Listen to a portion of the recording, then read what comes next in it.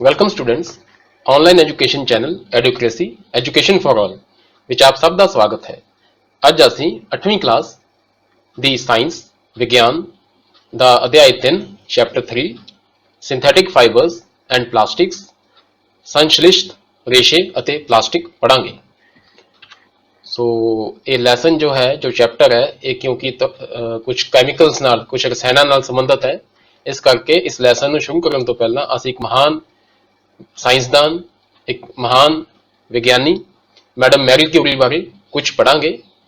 Marie Curie एक Polish साइंसदान सन। सो ये Poland नाल संबंध रखते सन। जो पोलैंड के लोग होंगे उन्होंने पोलिश कहा जाता है। उन्हों का जन्म 7 नवंबर 1867 1867 ਨੂੰ ਹੋਇਆ ਅਤੇ ਦੇਹਾਂਤ 4 ਜੁਲਾਈ 1934 1934 ਨੂੰ ਹੋਇਆ। उसने भौतिक विज्ञान ਅਤੇ रसायन विज्ञान ਵਿੱਚ ਕੰਮ ਕੀਤਾ। भौतिक विज्ञान ਭਾਵ फिजिक्स ਤੇ रसायन विज्ञान ਭਾਵ की केमिस्ट्री ਦੋਹਾਂ ਵਿੱਚ ਉਹਨਾਂ ਨੇ ਬਹੁਤ ਜ਼ਿਆਦਾ ਕੰਮ ਕੀਤਾ ਅਤੇ ਉਹ ਨੋਬਲ ਪੁਰਸਕਾਰ ਜਿੱਤਣ ਵਾਲੀ ਪਹਿਲੀ ਔਰਤ ਸੀ। ਸੋ ਉਸ ਤੋਂ ਪਹਿਲਾਂ ਕਿਸੇ ਵੀ ਔਰਤ ਨੂੰ ਨੋਬਲ ਪੁਰਸਕਾਰ ਨਹੀਂ ਮਿਲਿਆ ਸੀ। ਸੋ ਜੋ ਮੈਡਮ ਮੈਰੀ ਕਿਊਰੀ ਸਨ ਉਹ ਪਹਿਲੇ ਜੋ ਔਰਤ ਸਨ ਜਿਨ੍ਹਾਂ ਨੂੰ ਨੋਬਲ ਪੁਰਸਕਾਰ ਮਿਲਿਆ ਤੇ ਇੱਕ ਵਾਰੀ ਨਹੀਂ ਉਹਨਾਂ ਨੂੰ 2 ਵਾਰ ਨੋਬਲ ਪੁਰਸਕਾਰ ਦਿੱਤਾ ਗਿਆ। 1903 ਵਿੱਚ ਭੌਤਿਕ ਵਿਗਿਆਨ ਲਈ ਭਾਵ ਕਿ ਫਿਜ਼ਿਕਸ ਲਈ ਅਤੇ 1911 ਵਿੱਚ ਰਸਾਇਣ ਵਿਗਿਆਨ ਲਈ ਭਾਵ ਕਿ ਕੈਮਿਸਟਰੀ ਲਈ। ਸੋ ਇਹ ਕੁਝ 17 ਕੁਝ ਲਾਈਨਾਂ ਜੋ ਉਹਨਾਂ ਨੇ ਕਹੀਆਂ ਸਨ। ਇੱਕ ਕੋਟ ਕਿ nothing is to be feared, it is only to be understood. ਉਹਨਾਂ ਨੇ ਕਿਹਾ ਸੀ ਕਿ ਕਿਸੇ ਤੋਂ ਵੀ ਡਰਨ ਦੀ ਲੋੜ ਨਹੀਂ, ਕਿਸੇ ਵੀ ਚੀਜ਼ ਤੋਂ ਡਰਨ ਦੀ ਲੋੜ ਨਹੀਂ। ਜਿਵੇਂ ਕਿ ਤੁਸੀਂ ਸੋਚ ਸਕਦੇ ਹੋ ਕਿ ਪੁਰਾਣੇ ਜਦੋਂ ਇਨਸਾਨ ਜੰਗਲਾਂ ਵਿੱਚ ਰਹਿੰਦਾ ਸੀ ਤਾਂ ਉਹ ਸੱਪ ਤੋਂ ਜਾਂ ਬਿਜਲੀ ਕੜਕਣ ਤੋਂ ਬਹੁਤ ਜ਼ਿਆਦਾ ਭੈਭੀਤ ਹੋ ਜਾਂਦਾ ਸੀ, ਡਰ ਜਾਂਦਾ ਸੀ। ਪਰ ਜਿਵੇਂ ਜਿਵੇਂ ਇਨਸਾਨ ਨੇ ਵਿਗਿਆਨ ਦੇ ਖੇਤਰ ਵਿੱਚ ਅੱਗੇ ਤਰੱਕੀ ਕੀਤੀ ਤਾਂ ਇਹ ਚੀਜ਼ਾਂ ਉਸਦੇ ਸਾਰੀਆਂ ਸਮਝ ਆਉਣ ਲੱਗ ਪਈਆਂ ਤੇ ਉਸਦਾ ਜੋ ਡਰ ਸੀ ਇਹਨਾਂ ਚੀਜ਼ਾਂ ਵਿੱਚੋਂ ਉਹ ਘਟ ਗਿਆ। ਸੋ ਇਸੀ ਚੀਜ਼ ਨੂੰ ਉਹ ਆਪਣੇ ਸ਼ਬਦਾਂ ਵਿੱਚ ਇਦਾਂ ਕਹਿੰਦੇ ਹਨ, nothing is to be feared, ਕਿਸੇ ਤੋਂ ਵੀ ਡਰਨ ਦੀ ਲੋੜ ਨਹੀਂ, it is only to be understood, ਸਿਰਫ ਉਸ ਨੂੰ ਸਮਝਣ ਦੀ ਲੋੜ ਹੈ। Now is the time to understand more, ਅਤੇ ਇਹ ਜੋ ਸਮਾਂ ਹੈ ਇਹ ਹੋਰ ਵੀ ਸਮਝਣ ਦਾ ਹੈ। ਸੋ ਜਿਵੇਂ ਇਹ ਤੁਹਾਡੀ ਸਾਇੰਸ ਦੀ ਕਲਾਸ ਚੱਲ ਰਹੀ ਹੈ, ਇਹ ਜੋ ਸਮਾਂ ਹੈ, ਇਹ ਜੋ ਅੱਧਾ ਘੰਟਾ ਤੁਸੀਂ ਸਾਇੰਸ ਪੜ੍ਹਨੀ ਹੈ, ਇਹ ਤੁਹਾਡੇ ਸਮਝਣ ਦਾ ਸਮਾਂ ਹੈ। ਕਿਉਂਕਿ ਸਮਝਣ ਦੀ ਲੋੜ ਕਿਉਂ ਹੈ? so that we may fear less, ਤਾਂ ਕਿ ਅਸੀਂ ਆਉਣ ਵਾਲੀ ਜ਼ਿੰਦਗੀ ਵਿੱਚ ਡਰੀਏ ਘੱਟ। ਜਿਵੇਂ ਜਿਵੇਂ ਤੁਸੀਂ ਕੁਦਰਤ ਦੀਆਂ ਸ਼ਕਤੀਆਂ ਨੂੰ ਸਮਝਦੇ ਜਾਓਗੇ ਉਵੇਂ ਉਵੇਂ ਤੁਸੀਂ ਕੁਦਰਤ ਦਾ सम्मान ਕਰਨਾ ਸ਼ੁਰੂ ਕਰ ਦਿਓਗੇ, ਨਾ ਕਿ ਉਸ ਤੋਂ ਡਰਨਾ। ਸੋ ਇਹ ਮੈਰੀ ਕਿਊਰੀ ਮੈਡਮ ਕਹਿੰਦੇ ਸਨ। ਸੋ ਇਸ ਦੇ ਨਾਲ ਹੀ ਇਹਨਾਂ ਨੂੰ ਅਸੀਂ ਯਾਦ ਕਰਦੇ ਹੋਏ ਜੋ ਲੈਸਨ ਵੱਲ ਅੱਗੇ ਵਧਦੇ ਹਾਂ। ਜੋ ਲੈਸਨ ਦਾ ਨਾਮ ਹੈ ਅਧਿਆਇ 3 ਸੰਸ਼ਲਿਸ਼ਟ ਰੇਸ਼ੇ ਅਤੇ ਪਲਾਸਟਿਕ। ਕੱਪੜੇ ਜਿਹੜੇ ਅਸੀਂ ਪਾਉਂਦੇ ਹਾਂ ਰੇਸ਼ਿਆਂ ਤੋਂ ਬਣੇ ਹੁੰਦੇ ਹਨ। ਕੱਪੜੇ ਕੁਦਰਤੀ ਜਾਂ ਬਣਾਉਟੀ ਸਰੋਤਾਂ ਤੋਂ ਪ੍ਰਾਪਤ ਰੇਸ਼ਿਆਂ ਤੋਂ ਬਣਾਏ ਜਾਂਦੇ ਹਨ। ਕੀ ਤੁਸੀਂ ਕੁਝ ਕੁਦਰਤੀ ਰੇਸ਼ਿਆਂ ਦਾ ਨਾਮ ਦੱਸ ਸਕਦੇ ਹੋ? ਸੋ ਜਿਹੜੇ ਅਸੀਂ ਕੱਪੜੇ ਪਾਉਂਦੇ ਹਾਂ ਉਹ 2 ਤਰ੍ਹਾਂ ਦੇ ਰੇਸ਼ਿਆਂ ਤੋਂ ਬਣਦੇ ਹਨ, ਕੁਦਰਤੀ ਅਤੇ ਬਣਾਉਟੀ। ਸੋ ਤੁਸੀਂ ਜਦੋਂ ਆਸੇ-ਪਾਸੇ ਆਪਣੇ ਘਰ ਵਿੱਚ ਨਿਗਾਹ ਮਾਰੋਗੇ ਤਾਂ ਤੁਹਾਨੂੰ ਕਈ ਤਰ੍ਹਾਂ ਦੇ ਕੱਪੜੇ ਉੱਥੇ ਮਿਲਣਗੇ। ਕੁਝ ਕੁਦਰਤੀ ਹੋਣਗੇ। ਜੇ ਤੁਸੀਂ ਇਹਦੇ ਬਾਰੇ ਆਪਣੇ ਪੇਰੈਂਟਸ ਨੂੰ, ਆਪਣੇ ਮਾਤਾ-ਪਿਤਾ ਨੂੰ ਪੁੱਛੋਗੇ ਕਿ ਇਹ ਕੱਪੜਾ ਕਿਸ ਚੀਜ਼ ਦਾ ਬਣਿਆ ਤਾਂ ਉਹ ਤੁਹਾਨੂੰ ਬੜੀ ਆਸਾਨੀ ਨਾਲ ਦੱਸ ਦੇਣਗੇ ਕਿ ਇਹ ਕੁਦਰਤੀ ਹੈ ਜਾਂ ਬਣਾਉਟੀ ਹੈ ਜਾਂ ਇਹ ਮੈਨ ਮੇਡ ਹੈ, ਮਤਲਬ ਮਾਨਵ ਨਿਰਮਿਤ ਹੈ। ਰੇਸ਼ਿਆਂ ਦੀ ਵਰਤੋਂ ਕਈ ਕਿਸਮ ਦੀਆਂ ਘਰੇਲੂ ਵਸਤਾਂ ਦੇ ਨਿਰਮਾਣ ਦੇ ਲਈ ਵੀ ਕੀਤੀ ਜਾਂਦੀ ਹੈ। ਸੋ ਇਕੱਲੇ ਕੱਪੜੇ ਹੀ ਨਹੀਂ, ਉਸ ਤੋਂ ਇਲਾਵਾ ਵੀ ਕਈ ਤਰ੍ਹਾਂ ਦੀਆਂ ਵਸਤੂਆਂ ਜੋ ਹਨ ਉਸ ਵਿੱਚ ਰੇਸ਼ਿਆਂ ਦੀ ਵਰਤੋਂ ਹੁੰਦੀ ਹੈ। ਇਸ ਬਾਰੇ ਅਸੀਂ ਪੜਾਂਗੇ। ਕੱਪੜਿਆਂ ਵਾਲੀ ਗੱਲ ਤਾਂ ਇੱਕ ਆਮ ਹੈ, ਉਹ ਤਾਂ ਲਗਭਗ ਹਰ ਇੱਕ ਬੰਦੇ ਨੂੰ ਪਤਾ ਹੈ, ਪਰੰਤੂ ਜੋ ਇਸ ਵਿੱਚ ਅਸੀਂ ਪੜ੍ਹਨ ਲੱਗੇ ਹਾਂ ਲੈਸਨ ਵਿੱਚ ਇਹ ਬੜਾ ਖਾਸ ਹੈ। ਹਰ ਇੱਕ ਜੋ ਇਨਸਾਨ ਹੈ ਜੋ ਘੱਟ ਪੜ੍ਹਿਆ ਜਾਂ ਨਹੀਂ ਪੜ੍ਹਿਆ ਉਸ ਚੀਜ਼ ਨੂੰ ਇਸ ਬਾਰੇ ਗਿਆਨ ਨਹੀਂ ਹੁੰਦਾ। ਸੋ ਇਹ ਬਹੁਤ ਹੀ ਇੰਪੋਰਟੈਂਟ ਲੈਸਨ ਹੈ। ਰੇਸ਼ਿਆਂ ਤੋਂ ਬਣੀਆਂ ਕੁਝ ਆਮ ਵਸਤਾਂ ਦੀ ਸੂਚੀ ਬਣਾਓ। ਉਹਨਾਂ ਦੀ ਕੁਦਰਤੀ ਅਤੇ ਬਣਾਉਟੀ ਰੇਸ਼ਿਆਂ ਤੋਂ ਬਣੀਆਂ ਵਸਤਾਂ ਵਿੱਚ ਵੰਡ ਦੀ ਕੋਸ਼ਿਸ਼ ਕਰੋ। ਸੋ ਇਹ ਐਕਸਰਸਾਈਜ਼ ਹੈ ਇੱਕ ਤੁਹਾਡੇ ਵਾਸਤੇ, ਇੱਕ ਥੋੜਾ ਜਿਹਾ ਕਿਰਿਆ ਹੈ ਕਿ ਤੁਸੀਂ ਆਪਣੇ ਆਸੇ-ਪਾਸੇ ਕੁਝ ਕੁਝ ਰੇਸ਼ਿਆਂ ਦੀ, ਕੁਝ ਵਸਤੂਆਂ ਦੀ ਸੂਚੀ ਬਣਾਉਣੀ ਹੈ ਤੇ ਨਾਲ ਹੀ ਉਹਨੂੰ 2 ਭਾਗਾਂ ਵਿੱਚ ਵੰਡਣ ਦੀ ਕੋਸ਼ਿਸ਼ ਕਰਨੀ ਹੈ, ਕੁਦਰਤੀ ਅਤੇ ਮੈਨਮੇਡ, ਮਾਨਵ ਨਿਰਮਿਤ ਜਾਂ ਬਣਾਉਟੀ। ਸੋ ਇਹ ਲਿਸਟ ਤੁਹਾਡੇ ਵਾਸਤੇ 6 ਵਸਤਾਂ ਦੀ ਬਣਾ ਦਿੱਤੀ ਗਈ ਹੈ। ਸੋ ਤੁਸੀਂ ਕੋਸ਼ਿਸ਼ ਕਰੋ ਲੈਸਨ ਇਹ ਸਾਰਾ ਸੁਣਨ ਤੋਂ ਬਾਅਦ ਜਾਂ ਇਸ ਤੋਂ ਪਹਿਲਾਂ ਵੀ ਕਰ ਸਕਦੇ ਹੋ ਜੇ ਤੁਹਾਨੂੰ ਇਸ ਬਾਰੇ ਗਿਆਨ ਹੈ ਕਿ ਇਹ ਮਾਨਵ ਨਿਰਮਿਤ ਨੇ, ਬਣਾਉਟੀ ਨੇ ਜਾਂ ਫਿਰ ਇਹ ਨੇਚਰ ਚ ਬਣੇ ਨੇ, ਭਾਵ ਕਿ ਕੁਦਰਤੀ ਨੇ। ਨੰਬਰ 1 ਕਾਗਜ਼, ਨੰਬਰ 2 ऊनी कपड़े, नंबर 3 सूती कपड़े, नंबर 4 रस्सियां, नंबर 5 स्कूल बैग, नंबर 6 तिरपाल। तिरपाल ਜਦੋਂ ਅਸੀਂ ਬਾਰਿਸ਼ ਤੋਂ ਬਚਣ ਵਾਸਤੇ ਜੋ ਵਰਤਦੇ ਹਾਂ, ਕਾਲੇ ਜਾਂ ਚਿੱਟੇ ਰੰਗ ਦੀ ਹੁੰਦੀ ਹੈ, ਸੋ ਉਸ ਨੂੰ ਤਿਰਪਾਲ ਆਖਿਆ ਜਾਂਦਾ ਹੈ। ਤੁਸੀਂ ਆਪਣੀਆਂ ਪਿਛਲੀਆਂ ਜਮਾਤਾਂ ਵਿੱਚ ਪੜ੍ਹਿਆ ਹੈ ਕਿ ਕੁਦਰਤੀ ਰੇਸ਼ੇ ਜਿਵੇਂ ਕਪਾਹ, ਰੇਸ਼ਮ ਆਦਿ ਪੌਦਿਆਂ ਜਾਂ ਜੰਤੂਆਂ ਤੋਂ ਪ੍ਰਾਪਤ ਹੁੰਦੇ ਹਨ।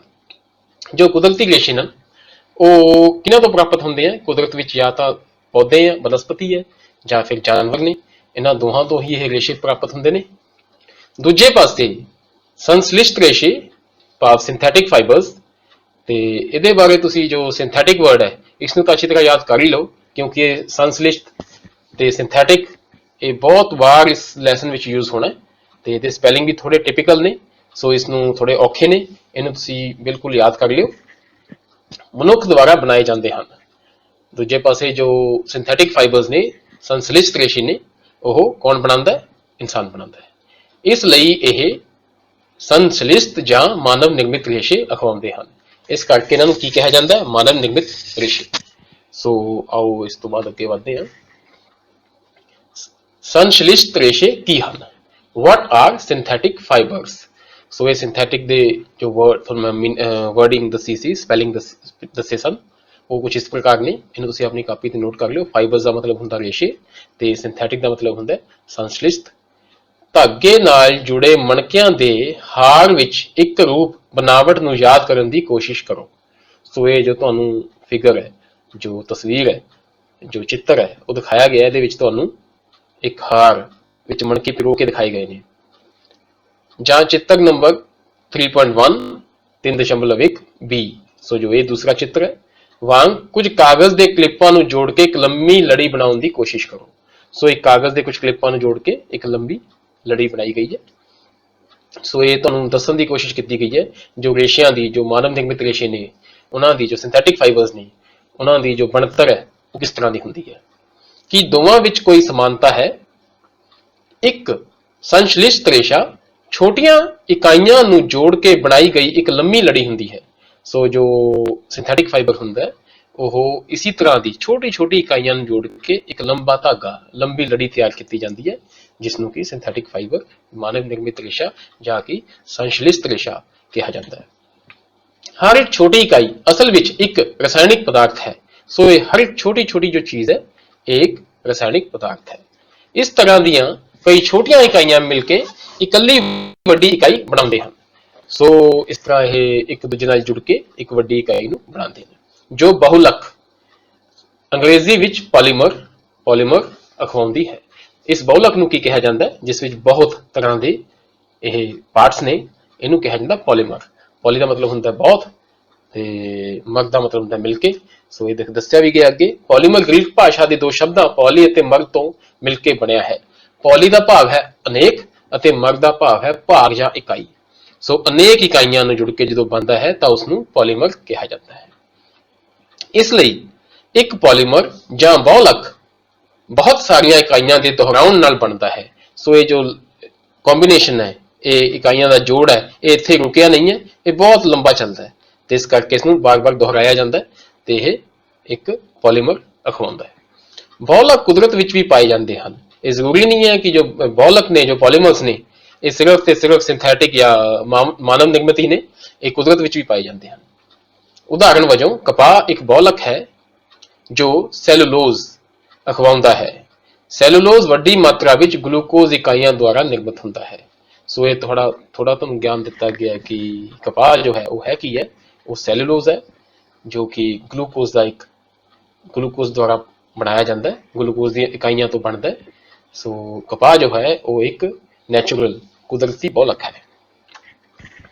ਸੋ ਇਸ ਤੋਂ ਬਾਅਦ ਟਾਈਪਸ ਆਫ ਸਿੰਥੈਟਿਕ ਫਾਈਬਰਸ, ਸੰਸ਼ਲਿਸ਼ਟ ਰੇਸ਼ਿਆਂ ਦੀਆਂ ਕਿਸਮਾਂ। ਪਹਿਲੇ ਨੰਬਰ ਤੇ ਰਿਆਨ। ਜੋ ਇਹ ਰਿਆਨ ਹੈ ਤੁਸੀਂ ਜਮਾਤ 7ਵੀਂ ਵਿੱਚ ਪੜ੍ਹਿਆ ਹੈ, ਰੇਸ਼ਮ ਕੀੜੇ ਤੋਂ ਪ੍ਰਾਪਤ ਕੀਤਾ ਜਾਂਦਾ ਹੈ। ਤੁਹਾਨੂੰ ਪਤਾ ਹੈ ਕਿ ਜੋ ਰੇਸ਼ਮ ਹੈ ਉਹ ਕਿਹੜੇ ਤੋਂ ਪ੍ਰਾਪਤ ਹੁੰਦਾ ਹੈ? ਉਹ ਇੱਕ ਕੁਦਰਤੀ ਰੇਸ਼ਾ ਹੈ। ਇਸ ਦੀ ਖੋਜ ਚੀਨ ਵਿੱਚ ਹੋਈ ਸੀ ਅਤੇ ਇਸ ਨੂੰ ਲੰਮੇ ਸਮੇਂ ਤੱਕ ਬੜੀ ਸੁਰੱਖਿਆ ਵਿੱਚ ਗੁਪਤ ਰੱਖਿਆ ਗਿਆ ਸੀ, ਕਿਉਂਕਿ ਉਸ ਸਮੇਂ ਜੋ ਚੀਨ ਹੈ ਉਹ ਇਸ ਦਾ ਨਿਰਯਾਤ ਕਰਦਾ ਸੀ, ਇਸ ਨੂੰ ਐਕਸਪੋਰਟ ਕਰਦਾ ਸੀ ਬਹੁਤ ਹੀ ਮਹਿੰਗੀਆਂ ਕੀਮਤਾਂ ਤੇ। ਸੋ ਇਸ ਕਰਕੇ ਇਸ ਦੇ ਜੋ ਫਾਰਮੂਲੇ ਨੂੰ, ਇਸ ਦੇ ਜੋ ਬਣਾਉਣ ਦੇ ਤਰੀਕੇ ਨੂੰ ਚੀਨ ਵੱਲੋਂ ਗੁਪਤ ਰੱਖਿਆ ਗਿਆ ਕਈ ਸਦੀਆਂ ਵਾਸਤੇ। ਰੇਸ਼ਮ ਰੇਸ਼ੇ ਤੋਂ ਪ੍ਰਾਪਤ ਕਪੜਾ ਬਹੁਤ ਮਹਿੰਗਾ ਹੁੰਦਾ ਹੈ ਅਤੇ ਅੱਜ ਵੀ ਤੇ ਪਹਿਲਾਂ ਵੀ ਜੋ ਰੇਸ਼ਮ ਹੈ ਉਹ ਕਾਫੀ ਮਹਿੰਗਾ ਹੈ। ਇਸ ਦੇ ਸੁੰਦਰ ਬਣਾਵਟ, ਜੋ ਇਹਦੀ ਬਣਾਵਟ ਹੈ, ਜੋ ਇਸ ਦਾ ਟੈਕਸਚਰ ਹੈ, ਜੋ ਬਣਾਵਟ ਹੈ ਕੱਪੜੇ ਦੀ ਬਣਾਵਟ ਨੂੰ ਟੈਕਸਚਰ ਕਿਹਾ ਜਾਂਦਾ ਹੈ, ਨੇ ਹਰ ਇੱਕ ਵਿਅਕਤੀ ਨੂੰ ਮੋਹ ਲਿਆ। ਸੋ ਇਹ ਬਹੁਤ ਹੀ ਸੁੰਦਰ ਹੈ। ਜੋ ਵੀ ਇਸ ਨੂੰ ਦੇਖਦਾ ਹੈ ਉਹ ਮਨਮੋਹਕ, ਇਸ ਤੋਂ ਮੋਹਿਤ ਹੋ ਜਾਂਦਾ ਹੈ, ਇਸ ਨੂੰ ਪਾਉਣ ਦੀ ਇੱਛਾ ਰੱਖਦਾ ਹੈ। ਰੇਸ਼ਮ ਨੂੰ ਬਨਾਵਟੀ ਰੂਪ ਵਿੱਚ ਬਣਾਉਣ ਦੀ ਕੋਸ਼ਿਸ਼ ਕੀਤੀ ਗਈ। ਰੇਸ਼ਮ ਕਿਉਂਕਿ ਇੰਨਾ ਮਹਿੰਗਾ ਹੈ, ਇਸ ਨੂੰ ਬਨਾਵਟੀ ਰੂਪ ਵਿੱਚ ਬਣਾਉਣ ਦੀ ਬੜੀ ਕੋਸ਼ਿਸ਼ ਕੀਤੀ ਗਈ, ਪਰੰਤੂ 19ਵੀਂ ਸਦੀ ਦੇ ਅੰਤ ਵਿੱਚ ਵਿਗਿਆਨਕਾਂ ਨੂੰ ਰੇਸ਼ਮ ਵਰਗੇ ਗੁਣਾਂ ਵਾਲੇ ਰੇਸ਼ੇ ਪ੍ਰਾਪਤ ਕਰਨ ਵਿੱਚ ਸਫਲਤਾ ਪ੍ਰਾਪਤ ਹੋਈ। ਸੋ ਇੱਥੇ ਵਿਗਿਆਨੀਆਂ ਦੀ ਗੱਲ ਆ ਗਈ। ਅਸੀਂ ਇੱਕ ਵਿਗਿਆਨੀ ਜੋ ਰਸਾਇਣ ਵਿਗਿਆਨੀ ਹੈ, ਜੋ ਕੈਮੀਕਲ ਸਾਇੰਟਿਸਟ ਹੈ, ਉਹਦੇ ਬਾਰੇ ਪਹਿਲਾਂ ਵੀ ਪੜ੍ਹਿਆ, ਮੈਡਮ ਮੈਰੀ ਕਿਊਰੀ, ਤੇ ਇੱਥੇ ਕੁਝ ਸਾਇੰਟਿਸਟ ਦੀ ਗੱਲ ਹੋ ਰਹੀ ਹੈ, ਕੁਝ ਸਾਇੰਸਦਾਨਾਂ ਦੀ ਗੱਲ ਹੋ ਰਹੀ ਹੈ, ਜਿਨ੍ਹਾਂ ਨੇ ਕਿ 19ਵੀਂ ਸਦੀ ਵਿੱਚ ਰੇਸ਼ਮ ਵਰਗਾ ਦਿਖਣ ਵਾਲਾ ਤੇ ਰੇਸ਼ਮ ਵਰਗੀ ਖੂਬੀਆਂ ਵਾਲਾ ਇੱਕ ਮਾਨਵ ਨਿਰਮਿਤ ਰੇਸ਼ਾ, ਜਿਸ ਨੂੰ ਕਿ ਰਿਓਨ ਕਿਹਾ ਗਿਆ, ਉਸ ਦੀ ਖੋਜ ਕੀਤੀ ਹੈ। ਇਸ ਨੂੰ ਬਨਾਵਟੀ ਰੇਸ਼ਮ ਵੀ ਕਿਹਾ ਜਾਂਦਾ ਹੈ ਤੇ ਇਸ ਰਿਓਨ ਨੇ ਕੀ ਅਖਵਾਇਆ? ਬਨਾਵਟੀ ਰੇਸ਼ਮ। ਭਾਵੇਂ ਰਿਓਨ ਕੁਦਰਤੀ ਸਰੋਤ ਲੱਕੜੀ ਦੇ ਪਲਪ ਤੋਂ ਪ੍ਰਾਪਤ ਕੀਤਾ ਜਾਂਦਾ ਹੈ, ਇਹ ਇੱਕ ਮਾਨਵ ਨਿਰਮਿਤ ਰੇਸ਼ਾ ਹੈ ਤੇ ਇਸ ਨੂੰ ਜੋ ਲੱਕੜੀ ਦਾ ਪਲਪ ਹੈ, ਜੋ ਲੱਕੜੀ ਦਾ ਗੁੱਦਾ ਹੈ, ਜੋ ਲੱਕੜੀ ਦਾ ਛਿਲਕਾ ਹੈ, ਉਸ ਨੂੰ ਕੈਮੀਕਲੀ ਟ੍ਰੀਟ ਕਰਕੇ, ਉਸ ਨੂੰ ਰਸਾਇਣ ਨਾਲ ਜੋੜ ਕੇ ਇਹ ਜੋ ਰਿਓਨ ਹੈ ਉਹ ਬਣਾਇਆ ਜਾਂਦਾ ਹੈ। ਪਰੰਤੂ ਫਿਰ ਵੀ ਕਿਉਂਕਿ ਇਹ ਕੁਦਰਤ ਵਿੱਚੋਂ ਨਹੀਂ ਮਿਲਦਾ, ਇਸ ਕਰਕੇ ਇਸ ਨੂੰ ਮਾਨਵ ਨਿਰਮਿਤ ਰੇਸ਼ਾ ਕਿਹਾ ਜਾਂਦਾ ਹੈ। ਇਹ ਰੇਸ਼ਮ ਤੋਂ ਸਸਤਾ ਹੁੰਦਾ ਹੈ, ਪਰੰਤੂ ਇਸ ਨੂੰ ਰੇਸ਼ਿਆਂ ਵਾਂਗ ਬੁਣਿਆ ਜਾ ਸਕਦਾ ਹੈ।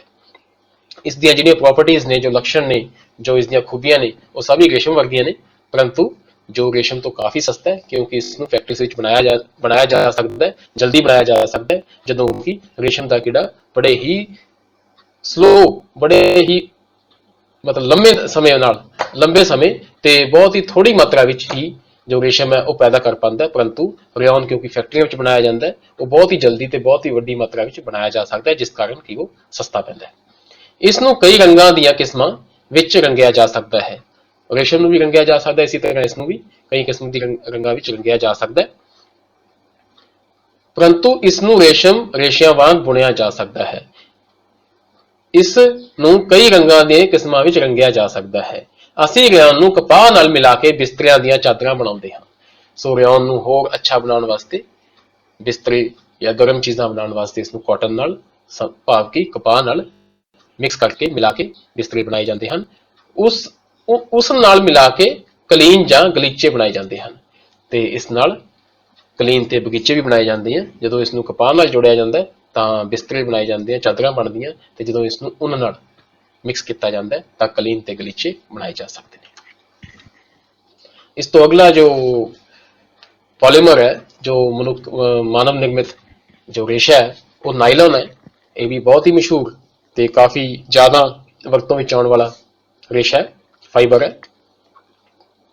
ਨਾਇਲਨ ਇੱਕ ਹੋਰ ਮਾਨਵ ਨਿਰਮਿਤ ਰੇਸ਼ਾ ਹੈ। ਇਸ ਨੂੰ 1931 ਵਿੱਚ ਬਿਨਾਂ ਕਿਸੇ ਪ੍ਰਾਕਿਰਤਿਕ ਕੱਚੇ ਮਾਲ, ਜਿਵੇਂ ਕਿ ਰਿਓਨ ਹੈ, ਉਹਦੇ ਵਿੱਚ ਇੱਕ ਪ੍ਰਕਿਰਤੀ ਤੋਂ ਚੀਜ਼ ਲਿੱਤੀ ਜਾਂਦੀ ਹੈ, ਜੋ ਬੈਂਬੂ ਹੈ, ਜੋ ਬੈਂਬੂ ਪਲਪ ਹੈ, ਜੋ ਮਤਲਬ ਬਾਂਸ ਹੈ ਜਾਂ ਦਰਖਤਾਂ ਤੋਂ ਪਲਪ ਮਿਲਦਾ ਹੈ, ਉਸ ਨੂੰ ਵਰਤਿਆ ਜਾਂਦਾ। ਪਰੰਤੂ ਜੋ ਨਾਈਲਨ ਹੈ ਉਸ ਵਿੱਚ ਕਿਸੇ ਵੀ ਕਿਸਮ ਦਾ ਕੁਦਰਤੀ ਪਦਾਰਥ ਜੋ ਹੈ ਯੂਜ਼ ਨਹੀਂ ਹੁੰਦਾ, ਇਸਤੇਮਾਲ ਨਹੀਂ ਹੁੰਦਾ। ਇਸ ਕਰਕੇ ਇਹ ਪੂਰਨ ਤੌਰ ਤੇ ਇੱਕ ਮਾਨਵ ਨਿਰਮਿਤ ਰੇਸ਼ਾ ਹੈ ਦੀ ਵਰਤੋਂ ਕਰਕੇ ਬਣਾਇਆ ਗਿਆ ਹੈ। ਇਸ ਦਾ ਨਿਰਮਾਣ ਕੋਲੇ, ਪਾਣੀ ਅਤੇ ਹਵਾ ਤੋਂ ਕੀਤਾ ਗਿਆ। ਸੋ ਇਸ ਦੀਆਂ ਜੋ ਤਿੰਨ ਚੀਜ਼ਾਂ ਜੋ ਇਸ ਵਿੱਚ ਇਸਤੇਮਾਲ ਕੀਤੀਆਂ ਜਾਂਦੀਆਂ ਹਨ, ਉਹ ਕੋਲਾ, ਪਾਣੀ ਤੇ ਹਵਾ ਹਨ, ਤੇ ਕਿਸੇ ਵੀ ਤਰ੍ਹਾਂ ਦਾ ਜੋ ਪੌਦਾ ਜਾਂ ਜੀਵ ਜੰਤੂ ਇਸ 'ਚ ਇਨਵੋਲਵ ਨਹੀਂ ਹੁੰਦਾ। ਇਸ ਕਰਕੇ ਇਸ ਨੂੰ ਪੂਰਨ ਤੌਰ ਤੇ, ਇਹ ਪਹਿਲਾ ਪੂਰਨ ਰੂਪ ਵਿੱਚ ਸੰਸ਼ਲਿਸ਼ਟ ਰੇਸ਼ਾ ਸੀ। ਸੋ ਇਹ ਪਹਿਲਾ ਐਸਾ ਸੀ ਸਿੰਥੈਟਿਕ ਫਾਈਬਰ ਜਿਸ ਵਿੱਚ ਕੁਦਰਤ ਵੱਲੋਂ ਕੋਈ ਖਾਸ ਚੀਜ਼ ਨਹੀਂ ਲਿੱਤੀ ਗਈ ਸੀ। ਨਾਇਲਨ ਰੇਸ਼ਾ ਮਜ਼ਬੂਤ, ਲਚਕੀਲਾ ਅਤੇ ਹਲਕਾ ਸੀ। ਸੋ ਉਸ ਦੀਆਂ ਖੂਬੀਆਂ ਨੇ ਨਾਇਲਨ ਦੀਆਂ। ਇਹ ਚਮਕੀਲਾ ਅਤੇ ਧੋਣ ਵਿੱਚ ਸੌਖਾ ਸੀ। ਇਸ ਲਈ ਇਹ ਕੱਪੜਿਆਂ ਦੇ ਨਿਰਮਾਣ ਵਿੱਚ ਬਹੁਤ ਮਸ਼ਹੂਰ ਹੋਇਆ। ਸੋ ਇਸ ਵਿੱਚ ਉਹ ਸਾਰੀਆਂ ਖੂਬੀਆਂ ਸਨ ਜੋ ਕਿ ਜੋ ਇਨਸਾਨ ਹੈ ਉਹ ਆਪਣੇ ਕੱਪੜਿਆਂ ਵਿੱਚ ਚਾਹੁੰਦਾ ਹੈ। ਕੱਪੜਾ ਮਜ਼ਬੂਤ ਹੋਣਾ ਚਾਹੀਦਾ ਹੈ, ਛੇਤੀ ਘਸਣਾ ਨਹੀਂ ਚਾਹੀਦਾ, ਉਹ ਲਚਕੀਲਾ ਹੋਣਾ ਚਾਹੀਦਾ, ਉਸਨੂੰ ਕਿਸੇ ਤਰ੍ਹਾਂ ਦੇ ਕੱਪੜੇ ਵਿੱਚ ਆਰਾਮਦਾਇਕ ਹੋਣਾ ਚਾਹੀਦਾ, ਤੁਹਾਡੇ ਬੋਡੀ ਦੇ ਹਿਸਾਬ ਨਾਲ, ਤੁਹਾਡੇ ਸਰੀਰ ਦੇ ਹਿਸਾਬ ਨਾਲ ਢਲ ਜਾਣਾ ਚਾਹੀਦਾ ਹੈ। ਜੋ ਕੱਪੜਾ ਲਚਕੀਲਾ ਹੁੰਦਾ ਹੈ ਉਹ ਉਸ ਵਿੱਚ ਖੂਬੀ ਹੁੰਦੀ ਹੈ, ਪਾਉਣ ਵਿੱਚ ਬੜਾ ਹੀ ਆਰਾਮਦਾਇਕ ਹੁੰਦਾ ਹੈ ਤੇ ਨਾਲ ਹੀ ਹਲਕਾ, ਤੁਹਾਡੀ ਮਤਲਬ ਪਾਉਣ 'ਚ ਕੋਈ ਮੁਸ਼ਕਿਲ ਨਾ ਹੋਵੇ, ਪਹਿਨਣ ਵਿੱਚ ਮੁਸ਼ਕਿਲ ਨਾ ਹੋਵੇ, ਚਮਕੀਲਾ ਤੇ ਧੋਣ 'ਚ ਸੌਖਾ, ਸੋਹਣਾ ਅਤੇ ਰੱਖ ਰਖਾਵ ਵਿੱਚ ਸੌਖਾ। ਸੋ ਇਹ ਸਾਰੀਆਂ ਖੂਬੀਆਂ ਕਾਰਨ ਇਹ ਮਨੁੱਖਾਂ ਵਿੱਚ ਕੱਪੜਿਆਂ ਦੇ ਨਿਰਮਾਣ ਵਿੱਚ ਬਹੁਤ ਹੀ ਮਸ਼ਹੂਰ ਹੈ। ਕੀ ਨਾਇਲਨ ਰੇਸ਼ਾ ਅਸਲ ਵਿੱਚ ਇੰਨਾ ਮਜ਼ਬੂਤ ਹੈ ਕਿ ਅਸੀਂ ਇਸ ਨਾਲ ਨਾਇਲਨ ਪੈਰਾਸ਼ੂਟ ਅਤੇ ਪਹਾੜਾਂ ਤੇ ਚੜ੍ਹਨ ਲਈ ਰੱਸੇ ਬਣਾ ਸਕਦੇ ਹਾਂ? ਬਿਲਕੁਲ। ਅਸੀਂ ਨਾਇਲਨ ਤੋਂ ਬਣੀਆਂ ਵਸਤਾਂ ਨੂੰ ਵਰਤੋਂ ਵਿੱਚ ਲਿਆਉਂਦੇ ਹਾਂ। ਕਈ ਚੀਜ਼ਾਂ ਜੋ ਅਸੀਂ ਰੋਜ਼ਮर्रा ਦੀਆਂ ਰੂਟੀਨ ਵਿੱਚ ਯੂਜ਼ ਕਰਦੇ ਹਾਂ ਉਹ ਨਾਇਲਨ ਤੋਂ ਹੀ ਬਣੀਆਂ ਹੁੰਦੀਆਂ ਨੇ, ਜਿਵੇਂ ਕਿ ਜ਼ੁਰਾਬਾਂ, ਦੇਖੋ ਆ ਤੁਹਾਨੂੰ ਚਿੱਤਰ ਵਿੱਚ ਦਿਖਾਈਆਂ ਗਈਆਂ ਚੀਜ਼ਾਂ, ਰੱਸੇ, ਤੰਬੂ, ਦੰਦ ਸਾਫ਼ ਕਰਨ ਵਾਲਾ ਬੁਰਸ਼, ਜੋ ਬੁਰਸ਼ ਦੇ ਬ੍ਰਿਸਲਸ ਹੁੰਦੇ ਨੇ, ਜੋ ਅੱਗੇ ਜੋ ਕੰਡੇ ਜਿਹੇ ਹੁੰਦੇ ਨੇ ਜਿਸ ਨਾਲ ਆਪਾਂ ਦੰਦ ਸਾਫ਼ ਕਰਦੇ ਹਾਂ, ਉਹ ਨਾਇਲਨ ਦੇ ਬਣੇ ਹੁੰਦੇ ਨੇ। ਕਾਰਾਂ ਦੀਆਂ ਸੀਟ ਦੇ ਕਵਰ, ਸਲੀਪਿੰਗ ਬੈਗ, ਪਰਦੇ, ਜੋ ਪਰਦੇ ਆਪਾਂ ਦਰਵਾਜ਼ੇ ਖਿੜਕੀਆਂ ਤੇ ਲਗਾਉਂਦੇ ਹਾਂ, ਇਹ ਸਭ ਜੋ ਹੈ ਨਾਇਲਨ ਨਾਲ ਬਣਾਏ ਜਾਂਦੇ ਨੇ।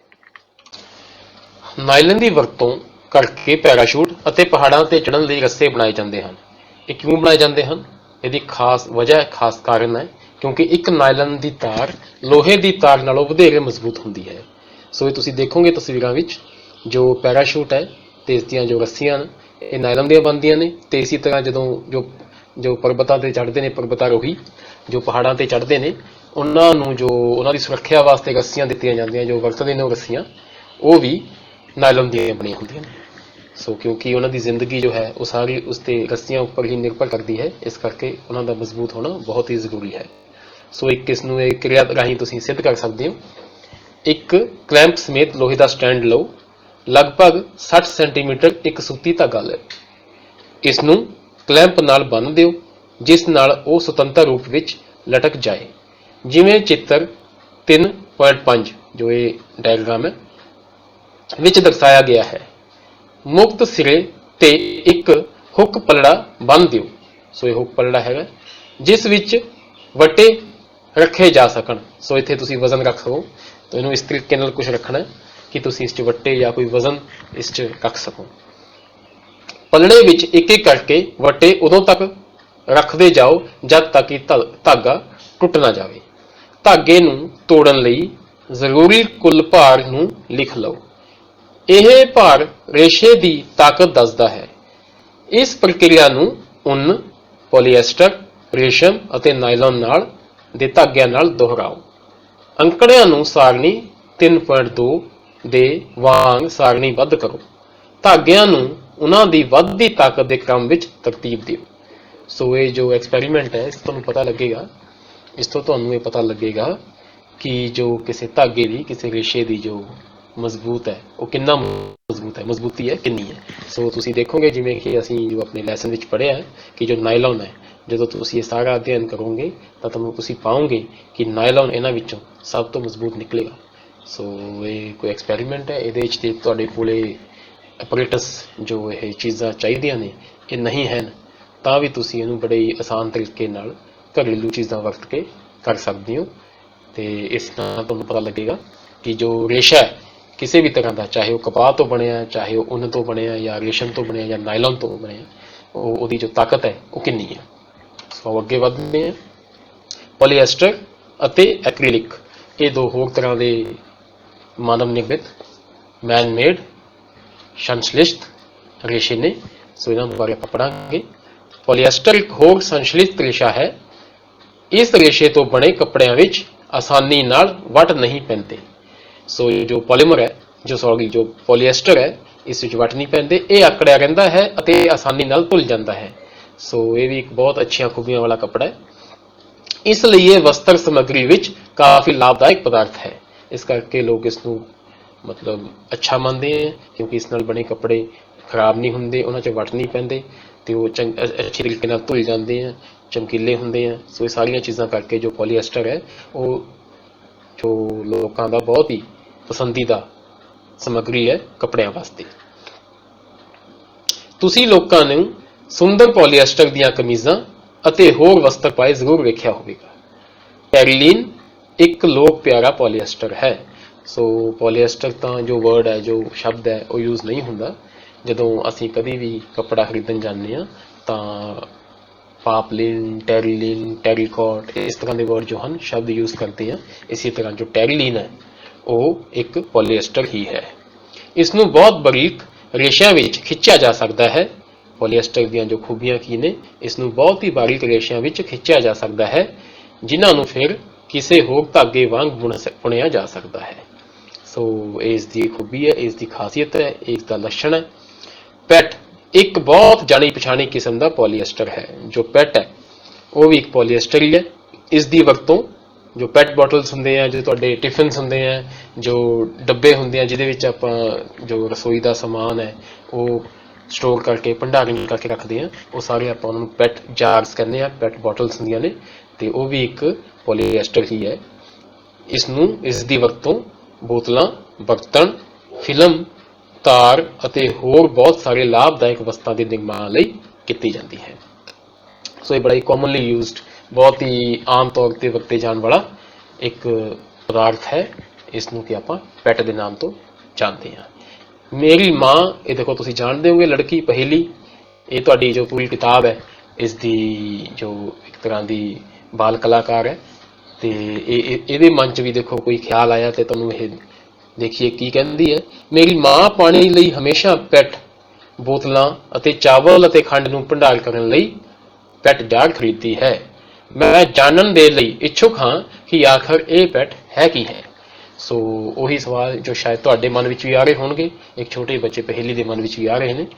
ਤੇ ਆਓ ਅੱਗੇ ਦੇਖਦੇ ਹਾਂ। ਪੋਲੀਐਸਟਰ, ਪੋਲੀਐਸਟਰ ਦਾ ਮਤਲਬ ਕੀ ਹੈ? ਇਹ ਦੋ ਅੱਖਰਾਂ ਦੇ ਸੁਮੇਲ ਤੋਂ ਬਣਿਆ, ਪੋਲੀ ਪਲਸ ਐਸਟਰ। ਅਸਲ ਵਿੱਚ ਇੱਕ ਰਸਾਇਣ ਹੈ। ਜੋ ਐਸਟਰ ਹੈ ਉਹ ਰਸਾਇਣ ਹੈ ਤੇ ਪੋਲੀ ਦਾ ਮਤਲਬ ਹੁੰਦਾ ਬਹੁ, ਸੋ ਇਸ ਕਰਕੇ ਇਸ ਨੂੰ ਪੋਲੀਐਸਟਰ ਕਿਹਾ ਗਿਆ। ਜੋ ਐਸਟਰ ਖਵਾਉਂਦਾ ਹੈ, ਜੋ ਰਸਾਇਣ ਹੈ, ਉਸ ਨੂੰ ਐਸਟਰ ਕਿਹਾ ਗਿਆ। ਦੀਆਂ ਇਕਾਈਆਂ ਦੇ ਬਾਰ-ਬਾਰ ਦੁਹਰਾਉਣ ਨਾਲ ਬਣਦਾ ਹੈ। ਪੋਲੀਐਸਟਰ ਜੋ ਹੈ, ਜੋ ਐਸਟਰ ਨਾਮ ਦੇ ਰਸਾਇਣ ਦੀਆਂ ਇਕਾਈਆਂ ਬਾਰ-ਬਾਰ ਜੁੜਦੀਆਂ ਹਨ, ਉਸ ਤੋਂ ਪੋਲੀਐਸਟਰ ਬਣਦਾ ਹੈ। ਸੋ ਐਸਟਰ ਉਹ ਰਸਾਇਣ ਹੈ ਜੋ ਫਲਾਂ ਨੂੰ ਉਹਨਾਂ ਦੀ ਗੰਧ ਦਿੰਦਾ ਹੈ। ਸੋ ਦੇਖੋ ਸਾਇੰਸ ਦਾ ਕਮਾਲ ਕਿ ਜੋ ਫਲਾਂ ਨੂੰ ਉਸ ਦੀ ਗੰਧ ਦਿੰਦਾ ਹੈ ਤੇ ਉਸ ਨੂੰ ਅਲੱਗ ਕਰਕੇ ਫਲਾਂ ਤੋਂ, ਉਸ ਤੋਂ ਤੁਹਾਡੇ ਵਾਸਤੇ ਬੜਾ ਹੀ ਗੁਣਕਾਰੀ ਤੇ ਬੜਾ ਹੀ ਲਾਭਦਾਇਕ ਤੇ ਬੜਾ ਹੀ ਵਰਤੇ ਜਾਣ ਵਾਲਾ ਬੜਾ ਹੀ ਸੋਹਣਾ ਕੱਪੜਾ ਬਣਾਇਆ ਸਾਇੰਸਦਾਨਾਂ ਨੇ, ਵਿਗਿਆਨੀਆਂ ਨੇ। ਤੇ ਇਸੇ ਕਰਕੇ ਮੈਂ ਤੁਹਾਨੂੰ ਸ਼ੁਰੂ ਵਿੱਚ ਇੱਕ ਵਿਗਿਆਨੀ ਦੀ ਤਸਵੀਰ ਦਿਖਾਈ ਸੀ। ਉਹ ਸਿਰਫ ਇਸੇ ਕਰਕੇ ਸੀ ਕਿ ਤੁਸੀਂ ਇਹ ਵਿਗਿਆਨੀਆਂ ਨੂੰ ਦੇਖੋ, ਇਹਨਾਂ ਬਾਰੇ ਪੜ੍ਹੋ ਤੇ ਇਹਨਾਂ ਤੋਂ ਪ੍ਰਭਾਵਿਤ ਹੋਵੋ, ਤਾਂ ਜੋ ਅੱਗੇ ਚੱਲ ਕੇ ਆਪਣੇ ਜੀਵਨ ਵਿੱਚ ਤੁਸੀਂ ਵੀ ਸਾਇੰਸ ਦੇ ਖੇਤਰ ਵਿੱਚ ਅੱਗੇ ਵੱਧ ਸਕੋ ਤੇ ਵਿਗਿਆਨੀ ਬਣ ਸਕੋ। ਪੋਲੀਐਸਟਰ ਨਿਰਮਿਤ ਕੱਪੜੇ ਪੋਲੀਕॉट, ਪੋਲੀਵੂਲ, ਟੈਰੀਕਾਟ ਆਦਿ ਨਾਵਾਂ ਨਾਲ ਵੇਚੇ ਜਾਂਦੇ ਹਨ। ਸੋ ਇਹ ਉਹੀ ਨਾਮ ਜੋ ਕੱਪੜੇ ਦੀਆਂ ਦੁਕਾਨਾਂ ਤੇ ਆਮ ਸੁਣਨ ਨੂੰ ਮਿਲਦੇ ਨੇ, ਉਹੀ ਨਾਮ ਜੋ ਹਨ ਉਹ ਅਸਲ ਵਿੱਚ ਕੀ ਹੈ, ਉਹ ਪੋਲੀਐਸਟਰ ਹਨ। ਜਿਵੇਂ ਕਿ ਨਾਵਾਂ ਤੋਂ ਪਤਾ ਲੱਗਦਾ ਹੈ, ਇਹ ਕੱਪੜੇ ਦੋ ਤਰ੍ਹਾਂ ਦੇ ਰੇਸ਼ਿਆਂ ਨੂੰ ਮਿਲਾ ਕੇ ਬਣਾਏ ਜਾਂਦੇ ਹਨ। ਪੋਲੀਕॉट ਪੋਲੀਐਸਟਰ ਅਤੇ ਕਪਾਹ ਦਾ ਮਿਸ਼ਰਣ ਹੈ। ਕॉट ਮਤਲਬ ਕਾਟਨ ਤੋਂ, ਕਾਟਨ ਦਾ ਮਤਲਬ ਹੁੰਦਾ ਕਪਾਹ, ਤੇ ਉਸ ਤੋਂ ਉਹਦਾ ਅੱਧਾ ਅਕਸ਼ਰ ਲਿੱਤਾ ਗਿਆ, ਅੱਧਾ ਵਰਡ ਲਿੱਤਾ ਗਿਆ, ਅੱਧਾ ਸ਼ਬਦ ਲਿੱਤਾ ਗਿਆ, कॉट ਉਸ ਤੋਂ ਲੈ ਕੇ ਤੇ ਪੋਲੀਐਸਟਰ ਦਾ ਪੋਲੀ ਲੈ ਕੇ ਉਹਨੂੰ ਦੋਹਾਂ ਨੂੰ ਜੋੜ ਕੇ ਪੋਲੀਕॉट ਬਣਾਇਆ ਗਿਆ। ਇसी ਤਰ੍ਹਾਂ ਜੋ ਪੋਲੀਵੂਲ, ਵੂਲ ਜੋ ਹੈ ਉਹ ਉਹਨਾਂ ਨੂੰ ਵੂਲ ਕਿਹਾ ਜਾਂਦਾ ਹੈ, ਤੇ ਪੋਲੀਐਸਟਰ ਦਾ ਪੋਲੀ ਤੇ ਵੂਲ ਨਾਲ ਜੋੜ ਕੇ ਇਸ ਨੂੰ ਬਣਾਇਆ ਗਿਆ ਪੋਲੀਵੂਲ। ਸੋ ਇਹ ਦੇਖੋ ਪੋਲੀਕॉट ਦੇ ਤੁਹਾਡੇ ਵਾਸਤੇ ਇਹ ਇਸ ਤਰ੍ਹਾਂ ਦੇ ਕੁਝ ਜੋ ਤੌਲੀਏ ਜਾਂ ਤੁਸੀਂ ਕਮੀਜ਼ਾਂ, ਇਹ ਇਸ ਤਰ੍ਹਾਂ ਦਿਖਦਾ ਹੈ। ਤੇ ਜੋ ਆਪਾਂ ਸਰਦੀਆਂ ਵਿੱਚ ਕੱਪੜੇ ਪਹਿਨਦੇ ਹਾਂ ਉਹ ਜ਼ਿਆਦਾਤਰ ਪੋਲੀਵੂਲ ਦੇ ਹੀ ਬਣੇ ਹੁੰਦੇ ਹਨ। ਸੋ ਆਓ ਇੱਕ ਆਪਾਂ ਹੋਰ ਦੇਖੀਏ, ਐਕ੍ਰੀਲਿਕ। ਅਸੀਂ ਸਰਦੀਆਂ ਵਿੱਚ ਸਵੈਟਰ ਪਹਿਨਦੇ ਹਾਂ ਅਤੇ ਸ਼ਾਲ ਜਾਂ ਕੰਬਲ ਦੀ ਵਰਤੋਂ ਕਰਦੇ ਹਾਂ। ਇਹ ਬਿਲਕੁਲ ਤਾਂ ਆਮ ਗੱਲ ਹੈ ਕਿ ਅਸੀਂ ਸਰਦੀਆਂ ਵਿੱਚ ਸਵੈਟਰ ਪਾਉਂਦੇ ਹਾਂ, ਸਵੈਟਰ ਪਹਿਨਦੇ ਹਾਂ, ਜਾਂ ਫਿਰ ਸ਼ਾਲ ਜਾਂ ਕੰਬਲ ਜੋ ਹੈ ਤੁਵਾਲੇ ਲੈਂਦੇ ਹਾਂ, ਉਸ ਦੀ ਵਰਤੋਂ ਕਰਦੇ ਹਾਂ। ਇਹਨਾਂ ਵਿੱਚੋਂ ਵਧੇਰੇ ਪ੍ਰਾਕ੍ਰਿਤਿਕ ਉੱਨ ਤੋਂ ਬਣੇ ਨਹੀਂ ਹੁੰਦੇ, ਤੇ ਜਦੋਂ ਅਸੀਂ ਇਹਨਾਂ ਦੀ ਵਰਤੋਂ ਕਰਦੇ ਹਾਂ, ਖਾਸ ਕਰ ਸਵੈਟਰਸ ਦੀ, ਤਾਂ ਸਾਨੂੰ ਲੱਗਦਾ ਹੈ ਕਿ ਇਹ ਕੁਦਰਤੀ ਉੱਨ ਤੋਂ ਬਣੇ ਹਨ, ਪਰੰਤੂ ਇੱਦਾਂ ਹੁੰਦਾ ਨਹੀਂ, ਕਿਉਂਕਿ ਕੁਦਰਤੀ ਉੱਨ ਦੇ ਜੋ ਬਣੇ ਚੀਜ਼ਾਂ ਨੇ ਉਹ ਕਾਫੀ ਮਹਿੰਗੀਆਂ ਹੁੰਦੀਆਂ ਹਨ ਤੇ ਉਹ ਹਰ ਇੱਕ ਬੰਦੇ ਦੀ ਪਹੁੰਚ ਤੋਂ ਬਾਹਰ ਹੁੰਦੀਆਂ ਹਨ ਤੇ ਹਰ ਇੱਕ ਬੰਦਾ ਉਸ ਨੂੰ ਖਰੀਦ ਕੇ ਪਹਿਨ ਨਹੀਂ ਸਕਦਾ। ਭਾਵੇਂ ਉਹ ਉੱਨ ਵਾਂਗ ਹੀ ਲੱਗਦੇ ਹਨ, ਇਹ ਹੋਰ ਕਿਸਮ ਦੇ ਸੰਸ਼ਲਿਸ਼ਟ ਰੇਸ਼ੇ ਤੋਂ ਤਿਆਰ ਕੀਤੇ ਜਾਂਦੇ ਹਨ ਜੋ ਕਿ ਐਕ੍ਰੈਲਿਕ ਅਖਵਾਉਂਦਾ ਹੈ। ਪ੍ਰਕਿਰਤਿਕ ਸਰੋਤਾਂ ਤੋਂ ਪ੍ਰਾਪਤ ਉੱਨ ਕਾਫੀ ਮਹਿੰਗੀ ਹੁੰਦੀ ਹੈ ਜਦਕਿ ਐਕ੍ਰੈਲਿਕ ਤੋਂ ਬਣੀਆਂ ਵਸਤਾਂ ਤੁਲਨਾ ਵਿੱਚ ਸਸਤੀਆਂ ਹੁੰਦੀਆਂ ਹਨ। ਸੋ ਇਹ ਮਹਿੰਗਾ ਕਿਉਂ ਹੁੰਦਾ? ਉਹਨਾਂ ਤੁਹਾਨੂੰ ਪਤਾ ਹੀ ਹੈ ਕਿ ਉੱਨ ਜੋ ਹੈ ਉਹ ਭੇਡਾਂ ਜਾਂ ਕਈ ਹੋਰ ਜਾਨਵਰਾਂ ਤੋਂ ਲਿੱਤਾ ਜਾਂਦਾ ਹੈ। ਸੋ ਜੋ ਮਾਨਵ ਨਿਰਮਿਤ ਫੈਕਟਰੀਆਂ ਵਿੱਚ ਕਿਸੇ ਵੀ ਚੀਜ਼ ਦਾ ਉਤਪਾਦਨ ਆਪਣੀ ਮਰਜ਼ੀ ਨਾਲ ਵਧਾਇਆ ਜਾਂ ਘਟਾਇਆ ਜਾ ਸਕਦਾ ਹੈ, ਪਰੰਤੂ ਕੁਦਰਤ ਜੋ ਹੈ ਉਹ ਮਾਨਵ ਦੀ ਮਰਜ਼ੀ ਨਾਲ ਨਹੀਂ ਚੱਲਦੀ। ਨਾ ਹੀ ਤਾਂ ਭੇਡਾਂ ਦੀ ਜੋ ਉੱਨ ਹੈ ਉਹ ਮਨੁੱਖ ਦੀ ਜਲਦੀ ਨਾਲ ਤੇਜ਼ ਵੱਧਦੀ ਹੈ ਤੇ ਨਾ ਹੀ ਜੋ ਰੇਸ਼ਮ ਦਾ ਕੀੜਾ ਹੈ ਉਹ ਰੇਸ਼ਮ ਜਲਦੀ ਬਣਾਉਂਦਾ ਹੈ। ਸੋ ਇਸ ਕਾਰਨ ਜੋ ਕੁਦਰਤੀ ਰੇਸ਼ੇ ਹਨ ਉਹ ਮਹਿੰਗੇ ਪਾਏ ਜਾਂਦੇ ਹਨ। ਇਹ ਅਨੇਕਾਂ ਰੰਗਾਂ ਵਿੱਚ ਉਪਲਬਧ ਹੁੰਦੀਆਂ ਹਨ। ਸੰਸ਼ਲਿਸ਼ਟ ਰੇਸ਼ੇ ਵਧੇਰੇ ਟਿਕਾਊ ਅਤੇ ਪਹੁੰਚ ਦੇ ਅੰਦਰ ਹੁੰਦੇ ਹਨ ਜਿਸ ਕਰਕੇ ਪ੍ਰਕਿਰਤਿਕ ਰੇਸ਼ਿਆਂ ਤੋਂ ਵਧੇਰੇ ਲੋਕ ਪਿਆਰੇ ਹੁੰਦੇ ਹਨ। ਸੋ ਖੂਬੀਆਂ ਸਾਰੀਆਂ ਜੋ ਨੈਚੁਰਲ ਫਾਈਬਰਸ ਨੇ, ਜੋ ਪ੍ਰਕਿਰਤਿਕ ਰੇਸ਼ੇ ਨੇ ਉਹਨਾਂ ਵਾਲੀਆਂ ਹੀ ਹੁੰਦੀਆਂ ਨੇ, ਪਰੰਤੂ ਜਦੋਂ ਇਹ ਚੀਜ਼ ਸਸਤੀ ਮਿਲਦੀ ਹੈ ਤਾਂ ਇਹ ਬਿਲਕੁਲ ਸੁਭਾਵਿਕ ਹੀ ਹੈ ਕਿ ਇਹ ਜੋ ਹਨ ਪ੍ਰਕਿਰਤਿਕ ਰੇਸ਼ਿਆਂ ਨਾਲੋਂ ਲੋਕਾਂ ਵਿੱਚ ਜ਼ਿਆਦਾ ਲੋਕ ਇਹਨਾਂ ਨੂੰ ਜ਼ਿਆਦਾ ਪਸੰਦ ਕਰਦੇ ਹਨ, ਜ਼ਿਆਦਾ ਹਰਮਨ ਪਿਆਰੇ ਹੁੰਦੇ ਹਨ। ਜੇ ਤੁਸੀਂ ਸੰਸ਼ਲਿਸ਼ਟ ਰੇਸ਼ਿਆਂ ਨੂੰ ਜਲਾਉਣ ਦੀ ਕੋਸ਼ਿਸ਼ ਕਰੋ ਤਾਂ ਤੁਸੀਂ ਵੇਖੋਗੇ ਕਿ ਇਹਨਾਂ ਦਾ ਵਿਹਾਰ ਪ੍ਰਕਿਰਤਿਕ ਰੇਸ਼ਿਆਂ ਤੋਂ ਭਿੰਨ ਹੈ। ਸੋ ਕਿਉਂਕਿ ਇਹਨਾਂ ਦੀ ਜਦੋਂ ਬਣਤਰ ਭਿੰਨ ਹੈ ਤਾਂ ਮਤਲਬ ਸੁਭਾਵਿਕ ਹੀ ਹੈ ਕਿ ਜਦੋਂ ਇਹਨਾਂ ਨੂੰ ਜਲਾਵਾਂਗੇ ਤਾਂ ਇਹਨਾਂ ਦਾ ਵਿਹਾਰ ਜੋ ਵਿਹਾਰ ਹੋਏਗਾ ਉਹ ਵੀ ਭਿੰਨ ਹੀ ਹੋਏਗਾ। ਤੁਸੀਂ ਇਹ ਵੀ ਵੇਖੋਗੇ ਸੰਸ਼ਲਿਸ਼ਟ ਰੇਸ਼ੇ ਗਰਮ ਕਰਨ ਤੇ ਪਿਘਲ ਜਾਂਦੇ ਹਨ। ਇਹ ਅਸਲ ਵਿੱਚ ਇਹਨਾਂ ਦਾ ਹਾਨੀਕਾਰਕ ਗੁਣ ਹੈ। ਸੋ ਜੋ ਰੇਸ਼ੇ ਹਨ ਇਹਨਾਂ ਦੀ ਆਪਾਂ ਜੋ ਬੈਨੀਫਿਟਸ ਨੇ, ਜੋ ਇਹਨਾਂ ਦੀਆਂ ਅੱਛਾਈਆਂ ਨੇ, ਜੋ ਮਾਨਵ ਨਿਰਮਿਤ ਰੇਸ਼ੇ ਨੇ, ਇਹ ਲਚਕੀਲੇ ਨੇ, ਇਹ ਸੋਹਣੇ ਨੇ, ਇਹ ਮਜ਼ਬੂਤ ਨੇ, ਇਹ ਤਾਂ ਅਸੀਂ ਸਭ ਕੁਝ ਪੜ੍ਹ ਲਿਆ, ਪਰੰਤੂ ਇਹਦੀਆਂ ਕੁਝ ਕਮੀਆਂ ਵੀ ਨੇ। ਇਹਨਾਂ ਵਿੱਚੋਂ ਇੱਕ ਬਹੁਤ ਹੀ ਜੋ ਹਾਨੀਕਾਰਕ ਕਮੀ ਹੈ, ਜੋ ਹਾਨੀਕਾਰਕ ਗੁਣ ਹੈ, ਉਹ ਇਹ ਹੈ ਕਿ ਜਦੋਂ ਇਹ ਅੱਗ ਦੇ ਸੰਪਰਕ ਵਿੱਚ ਆਉਂਦੇ ਹਨ ਤਾਂ ਇਹ ਪਿਘਲ ਜਾਂਦੇ ਹਨ। ਜੇ ਅਜਿਹੇ ਵਸਤਰਾਂ ਵਿੱਚ ਅੱਗ ਲੱਗ ਜਾਵੇ ਤਾਂ ਇਹ ਬਹੁਤ ਦੁਖਦਾਈ ਹੋ ਸਕਦਾ ਹੈ। ਕੱਪੜਾ ਪਿਘਲ ਜਾਂਦਾ ਹੈ ਅਤੇ ਪਹਿਨਣ ਵਾਲੇ ਵਿਅਕਤੀ ਦੇ ਸਰੀਰ ਨਾਲ ਚਿਪਕ ਜਾਂਦਾ ਹੈ। ਸੋ ਇਹ ਬੜੀ ਦੁਖਦਾਈ, ਬਹੁਤ ਹੀ ਦਰਦਨਾਕ ਹੋ ਸਕਦਾ ਹੈ ਜਦੋਂ ਨਾਈਲਨ ਹੈ ਜਾਂ ਰੇਯਨ ਹੈ ਇਸ ਨੂੰ ਅੱਗ ਲੱਗ ਜਾਵੇ ਤੇ ਉਹ ਕੱਪੜਾ ਕਿਸੇ ਨੇ ਪਹਿਨਿਆ ਹੋਵੇ ਤਾਂ ਜੋ ਕੱਪੜਾ ਹੈ ਉਹ ਪਹਿਨਣ ਵਾਲੇ ਦੇ ਸਰੀਰ ਨੂੰ ਚਿਪਕ ਜਾਂਦਾ ਹੈ। ਇਸ ਲਈ ਸਾਨੂੰ ਪ੍ਰਯੋਗਸ਼ਾਲਾ ਜਾਂ ਰਸੋਈ ਵਿੱਚ ਕੰਮ ਕਰਦੇ ਸਮੇਂ ਸੰਸ਼ਲਿਸ਼ਟ ਵਸਤਰ ਨਹੀਂ ਪਹਿਨਣੇ ਚਾਹੀਦੇ। ਇਸ ਕਰਕੇ ਕਿਉਂਕਿ ਪ੍ਰਯੋਗਸ਼ਾਲਾ ਵਿੱਚ ਹਮੇਸ਼ਾ ਅੱਗ ਦਾ ਖਤਰਾ ਬਣਿਆ ਰਹਿੰਦਾ ਹੈ ਤੇ ਇਸੇ ਤਰ੍ਹਾਂ ਰਸੋਈ ਵਿੱਚ ਵੀ ਅਸੀਂ ਅੱਗ ਦੀ ਵਰਤੋਂ ਨਾਲ ਹੀ ਖਾਣਾ ਪਕਾਉਂਦੇ ਹਾਂ। ਤੋ ਇਸ ਕਰਕੇ ਸਾਨੂੰ ਚਾਹੀਦਾ ਹੈ ਕਿ ਜਦੋਂ ਅਸੀਂ ਇਹ ਦੋ ਕੰਮ ਜਾਂ ਕੋਈ ਵੀ ਐਸਾ ਕੰਮ ਜਿੱਥੇ ਅੱਗ ਜਾਂ ਗਰਮੀ ਦੀ ਵਰਤੋਂ ਹੋ ਰਹੀ ਹੋਵੇ ਉੱਥੇ ਜੋ ਨਾਈਲਨ, ਰੇਯਨ, ਜੋ ਸਿੰਥੈਟਿਕ ਫਾਈਬਰਸ ਨੇ, ਜੋ ਸੰਸ਼ਲਿਸ਼ਟ ਰੇਸ਼ੇ ਨੇ, ਉਹਨਾਂ ਦੇ ਬਣੇ ਵਸਤਰ ਨਾ ਪਹਿਨੀਏ। ਸਾਰੇ ਸੰਸ਼ਲਿਸ਼ਟ ਰੇਸ਼ੇ ਪੈਟਰੋਲੀਅਮ ਮੂਲ ਦੇ ਕੱਚੇ ਮਾਲ ਜੋ ਕਿ ਪੈਟਰੋਕੈਮੀਕਲ ਅਖਵਾਉਂਦਾ ਹੈ ਤੋਂ ਕਈ ਪ੍ਰਕਰਮਾਂ ਦੁਆਰਾ ਤਿਆਰ ਕੀਤੇ ਜਾਂਦੇ ਹਨ। ਸੋ ਜੋ ਇਹਨਾਂ ਦਾ ਬੇਸ ਹੈ ਜਿਸ ਤੋਂ ਇਹ ਸਾਰੇ ਰੇਸ਼ੇ ਪ੍ਰਾਪਤ ਕੀਤੇ ਜਾਂਦੇ ਹੈ ਉਹ ਪੈਟਰੋਕੈਮੀਕਲ ਹੈ, ਪੈਟਰੋ ਰਸਾਇਣ ਹੈ, ਕੱਚਾ ਤੇਲ ਜਿਹਨੂੰ ਕਿਹਾ ਜਾਂਦਾ ਹੈ ਤੇ ਕੱਚੇ ਤੇਲ ਚੋਂ ਪੈਟਰੋਕੈਮੀਕਲਸ ਨਿਕਲਦੇ ਹੈ ਤੇ ਪੈਟਰੋਕੈਮੀਕਲਸ ਤੋਂ ਤੁਹਾਨੂੰ ਰੇਯਨ, ਨਾਈਲਨ ਤੇ ਸਾਰੇ ਤਰ੍ਹਾਂ ਦੇ ਜੋ ਸੰਸ਼ਲਿਸ਼ਟ ਰੇਸ਼ੇ ਨੇ ਉਹ ਮਿਲਦੇ ਹਨ। ਤੇ ਹੁਣ ਦੇਖੋ ਪਹਿਲੀ ਜੋ ਤੁਸੀਂ ਪਿੱਛੇ ਪੜ੍ਹਿਆ ਇਹ ਸਾਰਾ ਕੁਝ ਤੁਸੀਂ ਇਹ ਮੰਨ ਕੇ ਚੱਲੋ ਕਿ ਪਹਿਲੀ ਵੀ ਤੁਹਾਡੇ ਨਾਲ ਹੀ ਪੜ੍ਹ ਰਹੀ ਹੈ। ਸੋ ਉਸਨੂੰ ਹੁਣ ਕੀ ਉਹਦੇ ਧਿਆਨ ਚ ਆਇਆ, ਉਹ ਹੁਣ ਮੈਂ ਸਮਝੀ ਕਿ ਮੇਰੀ ਮਾਂ ਰਸੋਈ ਵਿੱਚ ਕੰਮ ਕਰਦੇ ਸਮੇਂ ਪੋਲੀਐਸਟਰ ਤੋਂ ਬਣੇ ਕੱਪੜੇ ਕਿਉਂ ਨਹੀਂ ਪਹਿਨਦੀ, ਕਿਉਂਕਿ ਉਸਦੀ ਮਾਤਾ ਜੀ ਨੂੰ ਪਤਾ ਹੈ ਕਿ ਰਸੋਈ ਵਿੱਚ ਅੱਗ ਹੁੰਦੀ ਹੈ ਤੇ ਪੋਲੀਐਸਟਰ ਦੇ ਬਣਾਏ ਕੱਪੜੇ ਜੇ ਕਿਸੇ ਰੱਬ ਨਾ ਕਰੇ ਕਿ ਉਸਨੂੰ ਅੱਗ ਲੱਗ ਜਾਵੇ ਤਾਂ ਬਹੁਤ ਹੀ ਹਾਨੀਕਾਰਕ ਹੋ ਸਕਦੀ ਹੈ। ਇਸ ਕਰਕੇ ਪਹਿਲੇ ਦੀ ਮਾਤਾ ਜੀ ਜਦੋਂ ਵੀ ਰਸੋਈ ਵਿੱਚ ਕੰਮ ਕਰਦੇ ਨੇ ਉਦੋਂ ਸੂਤੀ ਕੱਪੜੇ ਪਹਿਨਦੇ ਨੇ, ਨਾ ਕਿ ਸਿੰਥੈਟਿਕ।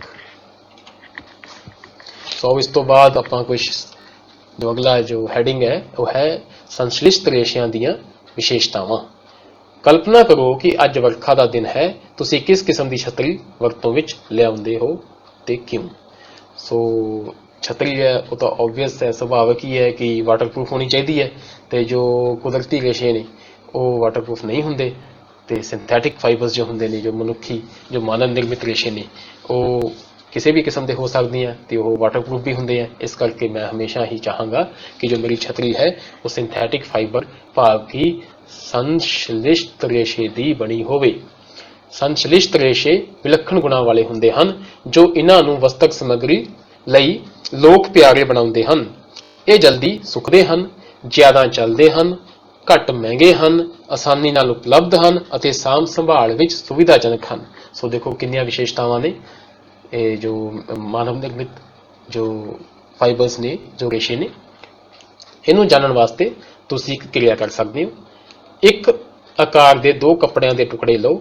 ਸੋ ਇਹ ਤੁਸੀਂ ਜੋ ਕੱਪੜੇ ਨੇ, ਇਹ ਤੁਸੀਂ ਜੇ ਕੱਪੜੇ ਘਰ ਵਿੱਚ ਅਵੇਲੇਬਲ ਨਹੀਂ ਵੀ ਹੈਗੇ ਤਾਂ ਤੁਸੀਂ ਦੋ ਅਲੱਗ ਤਰ੍ਹਾਂ ਦੇ ਬਰਾਬਰ ਦੇ ਕਮੀਜ਼ਾਂ, ਬਰਾਬਰ ਦੀਆਂ ਪੈਂਟਾਂ ਲੈ ਸਕਦੇ ਹੋ, ਜੋ ਕਿ ਇੱਕ ਸੂਤੀ ਹੋਵੇ ਤੇ ਇੱਕ ਸਿੰਥੈਟਿਕ ਹੋਵੇ, ਮਤਲਬ ਕਿ ਸੰਸ਼ਲਿਸ਼ਟ ਰੇਸ਼ੇ ਦੀ ਬਣੀ ਹੋਵੇ, ਨਾਇਲਨ ਜਾਂ ਰੇਯਨ ਦੀ। ਤੇ ਤੁਸੀਂ ਜੇ ਬਰਾਬਰ ਦੇ ਕੱਪੜਿਆਂ ਨਾਲ ਇਹ ਤੁਸੀਂ ਐਕਸਪੈਰੀਮੈਂਟ ਜੋ ਕਿਰਿਆ ਕਰੋਗੇ ਤਾਂ ਵੀ ਉਸਦਾ ਜੋ ਜਵਾਬ ਹੈ, ਜੋ ਉਸਦੇ ਨਤੀਜੇ ਨੇ ਉਹੀ ਆਉਣਗੇ। ਪਰੰਤੂ ਜੇ ਤੁਸੀਂ ਕੱਪੜਿਆਂ ਦੇ ਸਾਫ਼ ਟੁਕੜੇ ਲੈ ਸਕਦੇ ਹੋ ਤਾਂ ਬਹੁਤ ਹੀ ਚੰਗਾ ਹੈ। ਪਰੰਤੂ ਜੇ ਘਰ ਵਿੱਚ ਨਹੀਂ ਅਵੇਲੇਬਲ ਹੈਗੇ, ਨਹੀਂ ਉਪਲਬਧ ਹਨ, ਤਾਂ ਤੁਸੀਂ ਇਸ ਨੂੰ ਕਿਸੇ ਅਲੱਗ ਤਰ੍ਹਾਂ ਦੇ ਤਰੀਕੇ ਨਾਲ, ਭਾਵ ਕਿ ਬਰਾਬਰ ਦੇ ਕਿਸੇ ਬਣੇ ਹੋਏ ਕੱਪੜੇ ਨਾਲ, ਕਮੀਜ਼ ਪੈਂਟ ਨਾਲ ਕਰ ਸਕਦੇ ਹੋ। ਇਹਨਾਂ ਵਿੱਚ ਇੱਕ ਪ੍ਰਕਿਰਤਿਕ ਰੇਸ਼ਿਆਂ ਤੋਂ ਬਣਿਆ ਹੋਣਾ ਚਾਹੀਦਾ ਹੈ, ਦੂਜਾ ਸੰਸ਼ਲਿਸ਼ਟ ਰੇਸ਼ਿਆਂ ਤੋਂ ਬਣਿਆ ਹੋ ਸਕਦਾ ਹੈ। ਇਹਨਾਂ ਟੁਕੜਿਆਂ ਨੂੰ ਚੁਣਨ ਲਈ ਆਪਣੇ ਮਾਤਾ ਪਿਤਾ ਦੀ ਮਦਦ ਲੈ ਸਕਦੇ ਹੋ। ਟੁਕੜਿਆਂ ਨੂੰ ਵੱਖ-ਵੱਖ ਬੀਕਰਾਂ ਜਾਂ ਮੱਗਾਂ ਵਿੱਚ ਭਿਓ ਦਿਓ, ਜਿਨ੍ਹਾਂ ਵਿੱਚ ਬਰਾਬਰ ਮਾਤਰਾ ਵਿੱਚ ਪਾਣੀ ਭਰਿਆ ਹੋਵੇ। 5 ਮਿੰਟ ਬਾਅਦ ਕੱਪੜਿਆਂ ਦੇ ਟੁਕੜਿਆਂ ਨੂੰ ਬਰਤਨਾਂ ਵਿੱਚੋਂ ਕੱਢ ਲਓ ਅਤੇ ਉਹਨਾਂ ਨੂੰ ਕੁਝ ਮਿੰਟਾਂ ਲਈ ਧੁੱਪ ਵਿੱਚ ਖਿਲਾਰੋ। ਹਰ ਬਰਤਨ ਵਿੱਚ ਬਾਕੀ ਬਚੇ ਪਾਣੀ ਦੇ ਆਇਤਨ, ਭਾਵ ਕਿ ਵੋਲਿਊਮ ਕਿੰਨਾ ਬਚਿਆ, ਦੀ ਆਪਸ ਵਿੱਚ ਤੁਲਨਾ ਕਰੋ। ਤਾਂ ਤੁਸੀਂ ਦੇਖੋਗੇ ਕਿ ਜੋ ਉੱਪਰ ਇਹ ਚੀਜ਼ਾਂ ਲਿਖੀਆਂ ਉਹ ਤੁਹਾਨੂੰ ਬਿਲਕੁਲ ਠੀਕ ਸਿੱਧ ਹੋਣਗੀਆਂ। ਜੋ ਯੂਜ਼ੇਜ ਆਫ ਵਾਟਰ ਹੈ, ਜੋ ਕਿ ਪਾਣੀ ਦੀ ਵਰਤੋਂ ਹੈ, ਇੱਕ ਸਿੰਥੈਟਿਕ ਫਾਈਬਰ ਨੂੰ, ਇੱਕ ਸੰਸ਼ਲਿਸ਼ਟ ਰੇਸ਼ੇ ਨੂੰ ਧੋਣ ਵਾਸਤੇ ਬਹੁਤ ਹੀ ਘੱਟ ਹੁੰਦੀ ਹੈ ਤੇ ਉਹ ਬਹੁਤ ਹੀ ਜਲਦੀ ਸਾਫ਼ ਹੋ ਜਾਂਦਾ ਹੈ। ਤੇ ਤੁਸੀਂ ਆਬਜ਼ਰਵੇਸ਼ਨਸ ਕੀ ਕਰਨੀਆਂ ਨੇ, ਉਸ ਤੋਂ ਨਤੀਜੇ ਕੀ ਕੱਢਣੇ ਆ ਇਸ ਕਿਰਿਆ ਤੋਂ, ਕਿ ਸੰਸ਼ਲਿਸ਼ਟ ਰੇਸ਼ੇ ਕੁਦਰਤੀ ਰੇਸ਼ਿਆਂ ਦੀ ਤੁਲਨਾ ਵਿੱਚ ਘੱਟ ਪਾਣੀ ਸੋਖਦੇ ਹਨ, ਕੀ ਉਹ ਸੁੱਕਣ ਵਿੱਚ ਘੱਟ ਸਮਾਂ ਲੈਂਦੇ ਹਨ। ਇਹ ਕਿਰਿਆ ਤੁਹਾਨੂੰ ਸੰਸ਼ਲਿਸ਼ਟ ਰੇਸ਼ਿਆਂ ਦੀਆਂ ਵਿਸ਼ੇਸ਼ਤਾਵਾਂ ਦੇ ਬਾਰੇ ਕੀ ਦੱਸਦੀ ਹੈ। ਆਪਣੇ ਮਾਤਾ ਪਿਤਾ ਤੋਂ ਇਹਨਾਂ ਪ੍ਰਕਿਰਤਿਕ ਰੇਸ਼ਿਆਂ ਦੀ ਤੁਲਨਾ ਵਿੱਚ ਟਿਕਾਊਪਣ, ਮੁੱਲ ਅਤੇ ਸਾਂਭ ਸੰਭਾਲ ਦੇ ਵਿਸ਼ੇ ਵਿੱਚ ਜਾਣਕਾਰੀ ਪ੍ਰਾਪਤ ਕਰੋ। ਸੋ ਇਹਦੇ ਵਿੱਚ ਤੁਸੀਂ ਆਪਣੇ ਮਾਂ-ਬਾਪ ਦੀ ਮਦਦ ਲੈਣੀ ਹੈ, ਮਾਤਾ ਪਿਤਾ ਦੀ ਮਦਦ ਲੈਣੀ ਹੈ, ਕੱਪੜੇ ਦੀ ਚੋਣ ਕਰਨ ਵਿੱਚ ਵੀ ਤੇ ਕੁਝ ਕੱਪੜੇ ਦੀਆਂ ਵਿਸ਼ੇਸ਼ਤਾਵਾਂ ਜਾਣਨ ਵਿੱਚ ਵੀ। ਸੋ ਅੱਗੇ ਵਧਦੇ ਹਾਂ। ਜੋ ਅਗਲਾ ਪਾਰਟ ਹੈ, ਜਿਵੇਂ ਕਿ ਇਸ ਲੈਸਨ ਦਾ ਨਾਮ ਸੀਗਾ ਸਿੰਥੈਟਿਕ ਫਾਈਬਰਸ ਐਂਡ ਪਲਾਸਟਿਕ, ਸੋ ਅਗਲਾ ਪਾਰਟ ਹੈ ਪਲਾਸਟਿਕ। ਤੁਸੀਂ ਘਰ ਵਿੱਚ ਹਰ ਰੋਜ਼ ਕੰਮ ਵਿੱਚ ਆਉਣ ਵਾਲੀਆਂ ਬਹੁਤ ਸਾਰੀਆਂ ਪਲਾਸਟਿਕ ਦੀਆਂ ਵਸਤਾਂ ਤੋਂ ਜਾਣੂ ਹੋਵੋਗੇ। ਸੋ ਪਲਾਸਟਿਕ ਹੈ ਬੜਾ ਹੀ ਕਾਮਨਲੀ, ਬਹੁਤ ਹੀ ਆਮ ਤੌਰ ਤੇ ਇਸਤੇਮਾਲ ਹੋਣ ਵਾਲਾ ਪਦਾਰਥ ਹੈ। ਪਲਾਸਟਿਕ ਦੀਆਂ ਲਗਭਗ ਕਾਫੀ ਜੋ ਘਰ ਵਿੱਚ ਵਸਤਾਂ ਹਨ ਉਹ ਪਲਾਸਟਿਕ ਦੀਆਂ ਬਣੀਆਂ ਹੁੰਦੀਆਂ ਹਨ। ਅਜਿਹੀਆਂ ਵਸਤਾਂ ਅਤੇ ਉਹਨਾਂ ਦੀ ਵਰਤੋਂ ਦੀ ਇੱਕ ਸੂਚੀ ਬਣਾਓ। ਸੋ ਇਹ ਤੁਸੀਂ ਐਕਸਰਸਾਈਜ਼ ਕਰ ਸਕਦੇ ਹੋ। ਇੱਕ ਤੁਸੀਂ ਕਾਪੀ ਪੈਨ ਲਓ ਤੇ ਕੋਈ ਲੰਬੀ ਐਕਸਰਸਾਈਜ਼ ਨਹੀਂ ਹੈ, ਤੁਸੀਂ ਇਹ ਮੰਨ ਕੇ ਚੱਲੋ ਕਿ 10 ਐਸੀਆਂ ਚੀਜ਼ਾਂ ਜਿਵੇਂ ਕਿ ਟੂਥਬ੍ਰਸ਼, ਜਿਵੇਂ ਕਿ ਪਾਣੀ ਦਾ ਮੱਗ, ਜਿਵੇਂ ਕਿ ਚੱਪਲਾਂ, ਜਿਵੇਂ ਕਿ ਖਿਡੌਣੇ, ਕੁਝ ਵੀ ਚੀਜ਼ ਜੋ ਤੁਹਾਨੂੰ ਲੱਗਦਾ ਕਿ ਪਲਾਸਟਿਕ ਦੀ ਬਣੀ ਹੋਈ ਹੈ ਉਸ ਵਿੱਚ ਇੱਕ ਸੂਚੀ ਬਣਾ ਕੇ ਲਿਖੋ। ਇਸ ਤੋਂ ਤੁਹਾਨੂੰ ਪਤਾ ਲੱਗੇਗਾ ਕਿ ਜੋ ਪਲਾਸਟਿਕ ਹੈ ਉਹ ਸਾਡੇ ਘਰ ਵਿੱਚ ਤੇ ਸਾਡੇ ਜੀਵਨ ਦਾ ਕਿੰਨਾ ਜ਼ਰੂਰੀ ਅੰਗ ਹੈ। ਸੰਸ਼ਲਿਸ਼ਟ ਰੇਸ਼ਿਆਂ ਵਾਂਗ ਪਲਾਸਟਿਕ ਵੀ ਇੱਕ ਬਹੁਲਕ ਹੈ। ਸਾਰੇ ਪਲਾਸਟਿਕ ਵਿੱਚ ਇਕਾਈਆਂ ਦੀ ਵਿਵਸਥਾ ਇੱਕ ਹੀ ਕਿਸਮ ਦੀ ਨਹੀਂ ਹੁੰਦੀ। ਜੋ ਪਲਾਸਟਿਕਸ ਨੇ ਉਹ ਕਈ ਕਿਸਮ ਦੇ ਹੁੰਦੇ ਆ। ਕਈਆਂ ਵਿੱਚ ਇਹ ਰੇਖੀ, ਭਾਵ ਕਿ ਲੀਨੀਅਰ, ਜਦੋਂ ਇੱਕ ਰੇਖਾ ਵਿੱਚ ਕੋਈ ਚੀਜ਼ ਅੱਗੇ ਵੱਧਦੀ ਹੈ ਤਾਂ ਉਸਨੂੰ ਲੀਨੀਅਰ ਰੱਖਿਆ ਜਾਂਦਾ ਹੈ। ਆ ਦੇਖੋ ਜੋ ਇਹ ਬਹੁਲਕ ਹੈ, ਜੋ ਇਹ ਚੀਜ਼ਾਂ ਦੋ ਇਕਾਈਆਂ ਇਹ ਜੁੜੀਆਂ ਹੋਈਆਂ ਆਪਸ ਵਿੱਚ ਤੇ ਸਿੱਧੀ ਰੇਖਾ ਵਿੱਚ ਅੱਗੇ ਵੱਧ ਰਹੀਆਂ ਨੇ, ਸੋ ਇਹਨਾਂ ਨੂੰ ਲੀਨੀਅਰ ਕਿਹਾ ਜਾਏਗਾ। ਜਾਂ ਹੈ ਤਾਂ ਦੂਜਿਆਂ ਵਿੱਚ ਇਹ ਕ੍ਰਾਸ ਲਿੰਕਡ ਹੁੰਦੀ ਹੈ। ਕ੍ਰਾਸ ਮੈਨੇ ਇਹ ਦੇਖੋ ਤੁਸੀਂ, ਇਸ ਦਾ ਮਤਲਬ ਕੀ ਹੈ, ਇਹ ਦੇਖੋ ਇੱਕ ਕ੍ਰਾਸ ਬਣ ਰਿਹਾ ਹੈ, ਇੱਕ ਕਾਟੀ ਬਣ ਰਹੀ ਹੈ, ਸੋ ਇਹ ਕ੍ਰਾਸ ਲਿੰਕਡ ਹੈ। ਇਹ ਇਸ ਤਰ੍ਹਾਂ ਵੀ ਜੁੜੇ ਹੋਏ ਨੇ ਆਪਸ ਵਿੱਚ ਤੇ ਇਸ ਤਰ੍ਹਾਂ ਵੀ ਜੁੜੇ ਹੋਏ ਨੇ। ਇਸ ਤੋਂ ਤੁਹਾਨੂੰ ਇਹ ਲੱਗ ਸਕਦਾ ਹੈ ਕਿ ਜੋ ਇਸ ਤਰ੍ਹਾਂ ਦੇ ਬਣੇ ਹੋਏ ਰੇਸ਼ੇ ਹਨ, ਜੋ ਇਸ ਤਰ੍ਹਾਂ ਦੇ ਬਣੇ ਹੋਏ ਪਲਾਸਟਿਕਸ ਹਨ, ਇਹ ਇਸ ਤਰ੍ਹਾਂ ਦੇ ਬਣੇ ਹੋਏ ਪਲਾਸਟਿਕਸ ਨਾਲੋਂ ਵੱਧ ਮਜ਼ਬੂਤ ਹੁੰਦੇ ਹੋਣਗੇ, ਕਿਉਂਕਿ ਇਹਨਾਂ ਵਿੱਚ ਜੋ ਬੌਂਡਸ ਨੇ, ਜੋ ਲਿੰਕਸ ਨੇ, ਜੋ ਜੋੜ ਨੇ ਉਹ ਜ਼ਿਆਦਾ ਹੈ। ਠੀਕ ਹੈ, ਇਹ ਤੁਸੀਂ ਅੱਗੇ ਜਾ ਕੇ ਆਪਣੀਆਂ ਜਮਾਤਾਂ ਵਿੱਚ ਪੜ੍ਹੋਗੇ ਕਿ ਜੋ ਕਿਸੇ ਵੀ ਮਟੀਰੀਅਲ ਦੀ ਜੋ ਡਿਊਰੇਬਿਲਿਟੀ ਹੈ ਕਿ ਉਹ ਕਿੰਨਾ ਤਾਕਤਵਰ ਹੈ ਤੇ ਕਿੰਨਾ ਟਿਕਾਊ ਹੈ, ਉਹ ਉਹਦੇ ਬੌਂਡਸ ਤੇ ਨਿਰਭਰ ਕਰਦੀ ਹੈ। ਪਰੰਤੂ ਇਹ ਤੁਹਾਡੇ ਇਸ ਸਮੇਂ ਤੁਹਾਡੇ ਸਿਲੇਬਸ ਦਾ ਪਾਰਟ ਨਹੀਂ ਹੈ। ਸੋ ਆਓ ਇਸ ਨੂੰ ਇੱਥੇ ਹੀ ਛੱਡ ਕੇ ਅੱਗੇ ਵਧਦੇ ਹਾਂ।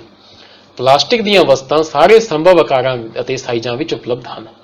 ਤੁਸੀਂ ਦੇਖ ਸਕਦੇ ਹੋ ਪਲਾਸਟਿਕ ਨਾਲ ਛੋਟੀ ਤੋਂ ਛੋਟੀ ਤੇ ਵੱਡੀ ਤੋਂ ਵੱਡੀ ਚੀਜ਼ ਤੁਹਾਨੂੰ ਤੁਹਾਡੇ ਆਸੇ-ਪਾਸੇ ਹੀ ਮਿਲ ਜਾਏਗੀ। ਤੁਹਾਨੂੰ ਹੈਰਾਨੀ ਨਹੀਂ ਹੁੰਦੀ ਕਿ ਇਹ ਕਿਵੇਂ ਸੰਭਵ ਹੈ? ਸੱਚ ਇਹ ਹੈ ਕਿ ਪਲਾਸਟਿਕ ਆਸਾਨੀ ਨਾਲ ਸਾਂਚੇ ਵਿੱਚ ਢਾਲਿਆ ਜਾ ਸਕਦਾ ਹੈ, ਭਾਵ ਇਸ ਨੂੰ ਕੋਈ ਵੀ ਆਕਾਰ ਦਿੱਤਾ ਜਾ ਸਕਦਾ ਹੈ। ਪਲਾਸਟਿਕ ਦਾ ਦੁਬਾਰਾ ਚੱਕਰਣ ਹੋ ਸਕਦਾ ਹੈ। ਦੁਬਾਰਾ ਚੱਕਰਣ ਤੋਂ ਕੀ ਭਾਵ ਹੈ? ਰੀਸਾਈਕਲਿੰਗ। ਭਾਵ ਕਿ ਜਿਵੇਂ ਕਿ ਤੁਸੀਂ ਪਲਾਸਟਿਕ ਦੀ ਕੁਰਸੀ ਨੂੰ ਜਦੋਂ ਤੁਸੀਂ ਦੇਖਦੇ ਹੋਵੋਗੇ ਕਿ ਪਲਾਸਟਿਕ ਦਾ ਸਮਾਨ ਟੁੱਟਣ ਤੋਂ ਬਾਅਦ ਵੀ ਜੋ ਕਬਾੜ ਵਾਲਾ ਹੈ ਉਹ ਲੈ ਜਾਂਦਾ ਹੈ, ਕਿਉਂਕਿ ਇਹ ਜੋ ਸਮਾਨ ਹੈ ਉਹ ਦੁਬਾਰਾ ਫੈਕਟਰੀਆਂ ਵਿੱਚ ਪਹੁੰਚ ਜਾਂਦਾ ਹੈ ਤੇ ਇਸ ਨੂੰ ਦੁਬਾਰਾ ਪਿਘਲਾ ਕੇ ਹੋਰ ਤਰ੍ਹਾਂ ਦੇ ਸਮਾਨ, ਹੋਰ ਤਰ੍ਹਾਂ ਦੀਆਂ ਵਸਤਾਂ ਤਿਆਰ ਹੋ ਜਾਂਦੀਆਂ ਹਨ। ਸੋ ਇਹ ਕਈ ਵਾਰ ਇਸ ਦਾ ਚੱਕਰਣ ਕਰਕੇ, ਇਸ ਨੂੰ ਰੀਸਾਈਕਲ ਕਰਕੇ ਵਰਤਿਆ ਜਾ ਸਕਦਾ ਹੈ।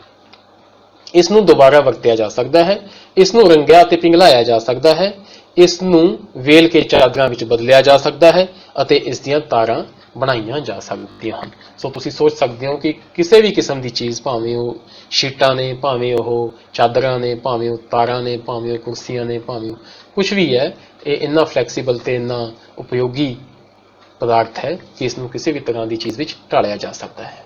ਸੋ ਆ ਤੁਸੀਂ ਦੇਖੋ ਕੁਝ ਐਗਜ਼ਾਮਪਲਸ ਜੋ ਤੁਹਾਡੇ ਆਸੇ-ਪਾਸੇ ਤੁਹਾਨੂੰ ਦੇਖਣ ਨੂੰ ਮਿਲਦੀਆਂ ਨੇ। ਜੋ ਇਹ ਮੋਟਰਸਾਈਕਲ ਹੈ, ਇਹਨੂੰ ਤੁਸੀਂ ਖਿਡੌਣਾ ਵੀ ਮੰਨ ਸਕਦੇ ਹੋ, ਤੇ ਕਈ ਵੱਡੇ ਮੋਟਰਸਾਈਕਲਸ ਜੋ ਹਨ ਉਹਨਾਂ ਦੀ ਬਾਡੀ ਵੀ ਪਲਾਸਟਿਕ ਨਾਲ ਬਣਦੀ ਹੈ। ਸੋ ਇਹ ਚੇਅਰ ਹੈ, ਕੁਰਸੀ ਹੈ, ਬਾਲਟੀ, ਮੱਗਾ, ਗਲਾਸ, ਬਹੁਤ ਕੁਝ, ਲਗਭਗ ਬਹੁਤ ਕੁਝ, ਅਬਾਊਟ 50% ਜੋ ਆਪਣੇ ਘਰ ਵਿੱਚ ਚੀਜ਼ਾਂ ਹਨ ਉਹ ਪਲਾਸਟਿਕ ਦੀਆਂ ਬਣੀਆਂ ਹੋਈਆਂ ਨੇ।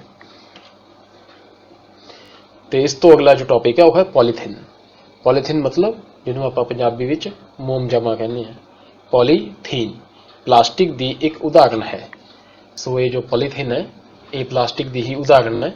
ਸੋ ਜੋ ਆਮ ਤੌਰ ਤੇ ਵਰਤੋਂ ਵਿੱਚ ਆਉਣ ਵਾਲੀ ਪੋਲੀਥੀਨ ਥੈਲੀਆਂ ਬਣਾਉਣ ਦੇ ਕੰਮ ਆਉਂਦਾ ਹੈ। ਸੋ ਪੋਲੀਥੀਨ ਥੈਲੀਆਂ ਜੋ ਮੈਂ ਤੁਹਾਨੂੰ ਪਹਿਲਾਂ ਦੱਸ ਚੁੱਕਿਆ, ਜੋ ਲਿਫਾਫੇ ਨੇ, ਜੋ ਪੋਲੀਥੀਨ ਹੈ ਉਹ ਜ਼ਿਆਦਾਤਰ ਥੈਲੀਆਂ ਬਣਾਉਣ ਦੇ ਹੀ ਇਸਤੇਮਾਲ ਵਿੱਚ ਆਉਂਦਾ ਹੈ। ਹੁਣ ਤੁਸੀਂ ਖੁਦ ਪਲਾਸਟਿਕ ਦੇ ਟੁਕੜੇ ਮੋੜੋ। ਸੋ ਇਹ ਕਿਰਿਆ, ਤੁਸੀਂ ਹੁਣ ਖੁਦ ਪਲਾਸਟਿਕ ਦੇ ਟੁਕੜੇ ਨੂੰ ਮੋੜੋ, ਉਹਨੂੰ ਪ੍ਰੈਸ ਕਰਕੇ ਉਸ ਨੂੰ ਬੈਂਡ ਕਰਨ ਦੀ ਕੋਸ਼ਿਸ਼ ਕਰੋ ਕਿ ਸਾਰੀਆਂ ਪਲਾਸਟਿਕ ਦੀਆਂ ਵਸਤਾਂ ਆਸਾਨੀ ਨਾਲ ਮੋੜੀਆਂ ਜਾ ਸਕਦੀਆਂ ਹਨ। ਤੁਸੀਂ ਵੇਖੋਗੇ ਕਿ ਕੁਝ ਪਲਾਸਟਿਕ ਦੀਆਂ ਵਸਤਾਂ ਆਸਾਨੀ ਨਾਲ ਮੋੜੀਆਂ ਜਾ ਸਕਦੀਆਂ ਹਨ, ਜਦਕਿ ਕੁਝ ਮੋੜਨ ਲਈ ਬਲ ਲਾਉਣ ਤੇ ਟੁੱਟ ਜਾਂਦੀਆਂ ਹਨ। ਕੁਝ ਫਲੈਕਸੀਬਲ ਨੇ, ਕੁਝ ਬ੍ਰਿਟਲ ਨੇ। ਜੋ ਸਾਮਾਨ ਮੋੜਨ ਲਈ ਬਲ ਲਾਉਣ ਤੇ ਟੁੱਟ ਜਾਂਦਾ ਹੈ ਉਸ ਨੂੰ ਬ੍ਰਿਟਲ ਕਿਹਾ ਜਾਂਦਾ ਹੈ ਇੰਗਲਿਸ਼ ਵਿੱਚ, ਤੇ ਜੋ ਮੁੜ ਜਾਂਦਾ ਹੈ ਉਸ ਨੂੰ ਫਲੈਕਸੀਬਲ ਕਿਹਾ ਜਾਂਦਾ ਹੈ। ਤੁਸੀਂ ਵੇਖੋਗੇ ਕਿ ਕੁਝ ਵਸਤਾਂ ਆਸਾਨੀ ਨਾਲ ਮੋੜੀਆਂ ਜਾ ਸਕਦੀਆਂ ਹਨ, ਜਦਕਿ ਕੁਝ ਮੋੜਨ ਲਈ ਬਲ ਲਾਉਣ ਤੇ ਟੁੱਟ ਜਾਂਦੀਆਂ ਹਨ। ਜਦੋਂ ਅਸੀਂ ਪਲਾਸਟਿਕ ਦੀ ਬੋਤਲ ਵਿੱਚ ਗਰਮ ਪਾਣੀ ਪਾਉਂਦੇ ਹਾਂ ਤਾਂ ਉਸ ਦਾ ਰੂਪ ਵਿਗੜ ਜਾਂਦਾ ਹੈ, ਉਹ ਪੋਲੀ ਹੋ ਜਾਂਦੀ ਹੈ, ਉਹਦਾ ਜੋ ਸ਼ੇਪ ਹੈ, ਜੋ ਉਹਦਾ ਆਕਾਰ ਹੈ ਉਹ ਬਦਲ ਜਾਂਦਾ ਹੈ। ਸੋ ਇਹ ਸਾਰੀਆਂ ਵਿਸ਼ੇਸ਼ਤਾਵਾਂ ਜੋ ਹਨ ਅਲੱਗ-ਅਲੱਗ, ਇਹ ਅਲੱਗ-ਅਲੱਗ ਤਰ੍ਹਾਂ ਦੇ ਪਲਾਸਟਿਕਸ ਦੀਆਂ ਹਨ। ਅਜਿਹੇ ਪਲਾਸਟਿਕ ਜੋ ਗਰਮ ਕਰਨ ਤੇ ਆਸਾਨੀ ਨਾਲ ਰੂਪ ਨੂੰ ਬਦਲ ਲੈਂਦਾ ਹੈ ਅਤੇ ਆਸਾਨੀ ਨਾਲ ਮੁੜ ਜਾਂਦਾ ਹੈ। ਜੋ ਗਰਮ ਕਰਨ ਤੇ ਆਸਾਨੀ ਨਾਲ ਰੂਪ ਬਦਲ ਲੈਂਦਾ ਹੈ ਅਤੇ ਆਸਾਨੀ ਨਾਲ ਮੁੜ ਜਾਂਦਾ ਹੈ। ਥਰਮੋਪਲਾਸਟਿਕ, ਥਰਮੋ ਦਾ ਮਤਲਬ ਹੁੰਦਾ ਤਾਪਮਾਨ, ਗਰਮੀ। ਸੋ ਇਸ ਕਰਕੇ ਕਿਉਂਕਿ ਇਹ ਜੋ ਗਰਮੀ, ਜੋ ਇਹਨਾਂ ਨੂੰ ਗਰਮ ਕਰਨ ਤੇ ਇਹ ਪ੍ਰਤੀਕਿਰਿਆ ਦਿੰਦੇ ਨੇ, ਇਹਨਾਂ ਦਾ ਰੂਪ ਜੋ ਬਦਲਦਾ, ਇਸ ਕਰਕੇ ਇਹਨਾਂ ਨੂੰ ਥਰਮੋਪਲਾਸਟਿਕ ਕਿਹਾ ਜਾਂਦਾ ਹੈ। ਪੋਲੀਥੀਨ ਅਤੇ ਪੀਵੀਸੀ, ਜੋ ਪੋਲੀਥੀਨ ਹੈ ਇਸ ਨਾਲ ਲਿਫਾਫੇ ਬਣਦੇ ਹੈ, ਥੈਲੀਆਂ ਬਣਦੀਆਂ। ਜੋ ਪੀਵੀਸੀ ਹੈ ਇਸ ਨਾਲ ਪਾਈਪਸ ਬਣਦੇ ਨੇ। ਸੋ ਤੁਸੀਂ ਦੇਖੋਗੇ ਜਦੋਂ ਪਾਈਪ ਨੂੰ ਆਪਾਂ ਗਰਮ ਕਰੀਏ ਤਾਂ ਉਹ ਮੁੜ ਜਾਂਦਾ ਹੈ, ਬਿਲਕੁਲ ਉਹਦਾ ਜੋ ਸ਼ੇਪ ਹੈ, ਜੋ ਉਹਦਾ ਆਕਾਰ ਹੈ ਉਹ ਬਦਲ ਜਾਂਦਾ ਹੈ। ਇਹ ਸਾਰੇ ਥਰਮੋਪਲਾਸਟਿਕ ਦੀਆਂ ਕੁਝ ਉਦਾਹਰਨਾਂ ਹਨ। ਇਹਨਾਂ ਦੀ ਵਰਤੋਂ ਖਿਡੌਣੇ, ਕੰਘੀਆਂ ਅਤੇ ਕਈ ਕਿਸਮ ਦੇ ਬਰਤਨਾਂ ਨੂੰ ਵੱਡੀ ਮਾਤਰਾ ਵਿੱਚ ਬਣਾਉਣ ਲਈ ਕੀਤੀ ਜਾਂਦੀ ਹੈ। ਸੋ ਇਹ ਉਹਦੇ ਉਪਯੋਗ ਨੇ ਜੋ ਥਰਮੋਪਲਾਸਟਿਕ ਹੈ ਉਹ ਕਿਹੜੇ-ਕਿਹੜੇ ਕੰਮਾਂ ਵਾਸਤੇ ਵੱਡੀ ਮਾਤਰਾ ਵਿੱਚ ਬਰਤਨ ਬਣਾਉਣ ਵਿੱਚ, ਜਾਂ ਜੋ ਇਹ ਤੁਹਾਨੂੰ ਉਦਾਹਰਨਾਂ ਦਿੱਤੀਆਂ ਗਈਆਂ ਨੇ ਇਹਨਾਂ ਦੇ ਉਤਪਾਦਨ ਵਿੱਚ ਵਰਤਿਆ ਜਾਂਦਾ ਹੈ। ਸੋ ਇਸ ਦੇ ਨਾਲ ਹੀ ਦੂਜੇ ਪਾਸੇ ਕੁਝ ਪਲਾਸਟਿਕ ਅਜਿਹੇ ਹਨ, ਇੱਕ ਹੋਰ ਤਰ੍ਹਾਂ ਦਾ ਪਲਾਸਟਿਕ, ਜਿਨ੍ਹਾਂ ਨੂੰ ਇੱਕ ਵਾਰ ਸਾਂਚੇ ਵਿੱਚ ਢਾਲ ਦਿੱਤਾ ਜਾਂਦਾ ਹੈ ਤਾਂ ਇਹਨਾਂ ਨੂੰ ਗਰਮ ਕਰਕੇ ਨਰਮ ਨਹੀਂ ਕੀਤਾ ਜਾ ਸਕਦਾ। ਸੋ ਇਹ ਜੋ ਪਲਾਸਟਿਕਸ ਨੇ ਇਹ ਗਰਮੀ ਨਾਲ ਆਪਣਾ ਆਕਾਰ ਜੋ ਹਨ ਉਹ ਚੇਂਜ ਨਹੀਂ ਕਰਦੇ। ਇਹ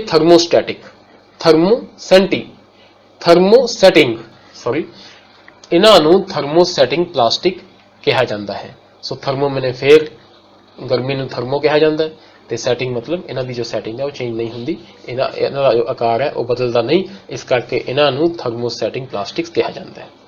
ਦੋ ਉਦਾਹਰਨਾਂ ਹਨ, ਬੈਕੇਲਾਈਟ ਅਤੇ ਮੈਲਾਮਾਈਨ। ਬੈਕੇਲਾਈਟ ਬਿਜਲੀ ਅਤੇ ਗਰਮੀ ਦੇ ਕੁਚਾਲਕ ਹਨ, ਦਾ ਕੁਚਾਲਕ ਹੈ। ਸੋ ਇਹ ਜੋ ਪਲਾਸਟਿਕ ਹੈ ਇਹ ਬਿਜਲੀ ਅਤੇ ਗਰਮੀ ਦਾ ਕੁਚਾਲਕ ਹੈ, ਭਾਵ ਕਿ ਇਹ ਜੋ ਹਨ ਬਿਜਲੀ ਅਤੇ ਗਰਮੀ ਦੇ ਸੰਪਰਕ ਵਿੱਚ ਆਉਣ ਨਾਲ ਕੋਈ ਪ੍ਰਤੀਕਿਰਿਆ ਨਹੀਂ ਦਿੰਦੇ, ਜਾਂ ਕਿ ਆਪਾਂ ਕਹਿ ਸਕਦੇ ਹਾਂ ਕਿ ਗਰਮੀ ਨੂੰ ਇਹ ਕੋਈ ਪ੍ਰਤੀਕਿਰਿਆ ਨਹੀਂ ਦਿੰਦੇ ਤੇ ਬਿਜਲੀ ਇਹਨਾਂ ਵਿੱਚੋਂ ਨਹੀਂ ਲੰਘ ਸਕਦੀ। ਇਹ ਬਿਜਲੀ ਦੇ ਸਵਿੱਚ, ਕਈ ਬਰਤਨਾਂ ਦੇ ਹੱਥੇ ਆਦਿ ਬਣਾਉਣ ਦੇ ਕੰਮ ਆਉਂਦਾ ਹੈ। ਮੈਲਾਮਾਈਨ ਇੱਕ ਬਹੁ ਉਪਯੋਗੀ ਪਦਾਰਥ ਹੈ। ਜੋ ਮੈਲਾਮਾਈਨ ਹੈ ਉਹ ਬਹੁਤ ਜ਼ਿਆਦਾ ਕੰਮ ਆਉਂਦਾ ਹੈ, ਇਸ ਕਰਕੇ ਇਸ ਨੂੰ ਬਹੁ ਉਪਯੋਗੀ ਪਦਾਰਥ ਕਿਹਾ ਜਾਂਦਾ ਹੈ। ਸੋ ਇਹ ਐਗਜ਼ਾਮਪਲਸ ਨੇ, ਦੇਖੋ ਇਹ ਥਰਮੋਪਲਾਸਟਿਕ ਨਾਲ ਬਣੀਆਂ ਵਸਤਾਂ। ਤੁਸੀਂ ਦੇਖੋਗੇ ਜਦੋਂ ਇਹ ਤਾਰਾਂ ਨੇ ਬਿਜਲੀ ਦੀਆਂ, ਜਿਸ ਨੂੰ ਅੱਗ ਲਗਾ ਦਈਏ ਤਾਂ ਇਹ ਬਿਲਕੁਲ ਆਪਣੀ ਸ਼ੇਪ ਬਦਲ ਲੈਂਦੇ ਨੇ। ਤੇ ਇਸੇ ਤਰ੍ਹਾਂ ਜੋ ਆਪਣੇ ਜਾਰਸ ਨੇ, ਭਾਂਡੇ ਨੇ ਪਲਾਸਟਿਕ ਦੇ, ਇਸ ਦੇ ਉਲਟ ਜੋ ਪਲੇਟਾਂ ਹਨ ਜਾਂ ਜੋ ਕੁੱਕਰ ਦਾ ਤੁਸੀਂ ਹੱਥਾ ਦੇਖੋਗੇ ਉਹ ਬੜਾ ਸਖਤ ਪਲਾਸਟਿਕ ਹੁੰਦਾ ਤੇ ਉਹ ਕਦੀ ਵੀ ਗਰਮ ਨਹੀਂ ਹੁੰਦਾ, ਅਤੇ ਜੇ ਉਹ ਗਰਮ ਹੁੰਦਾ ਤਾਂ ਉਹ ਬਿਲਕੁਲ ਪਿਘਲ ਜਾਂਦਾ, ਕਿਉਂਕਿ ਕੁੱਕਰ ਵਿੱਚ ਤਾਂ ਜਦੋਂ ਆਪਾਂ ਕੋਈ ਵੀ ਸਬਜ਼ੀ ਜਾਂ ਕੋਈ ਦਾਲ ਪਕਾਉਂਦੇ ਹਾਂ ਤਾਂ ਉਹ ਕਾਫੀ ਗਰਮ ਹੋ ਜਾਂਦਾ ਹੈ। ਪਰੰਤੂ ਇਹ ਕਿਉਂਕਿ ਇਸ ਦਾ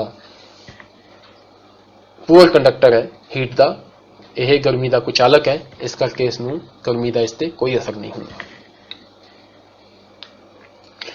ਇਹ ਅੱਗ ਦਾ ਪ੍ਰਤੀਰੋਧਕ ਹੈ ਅਤੇ ਹੋਰ ਪਲਾਸਟਿਕ ਦੇ ਨਾਲੋਂ ਗਰਮੀ ਸਹਿਣ ਦੀ ਵਧੇਰੇ ਸਮਰੱਥਾ ਰੱਖਦਾ ਹੈ। ਇਹ ਕਿਸ ਦੀ ਗੱਲ ਹੋ ਰਹੀ ਹੈ? ਮੈਲਾਮਾਈਨ ਦੀ।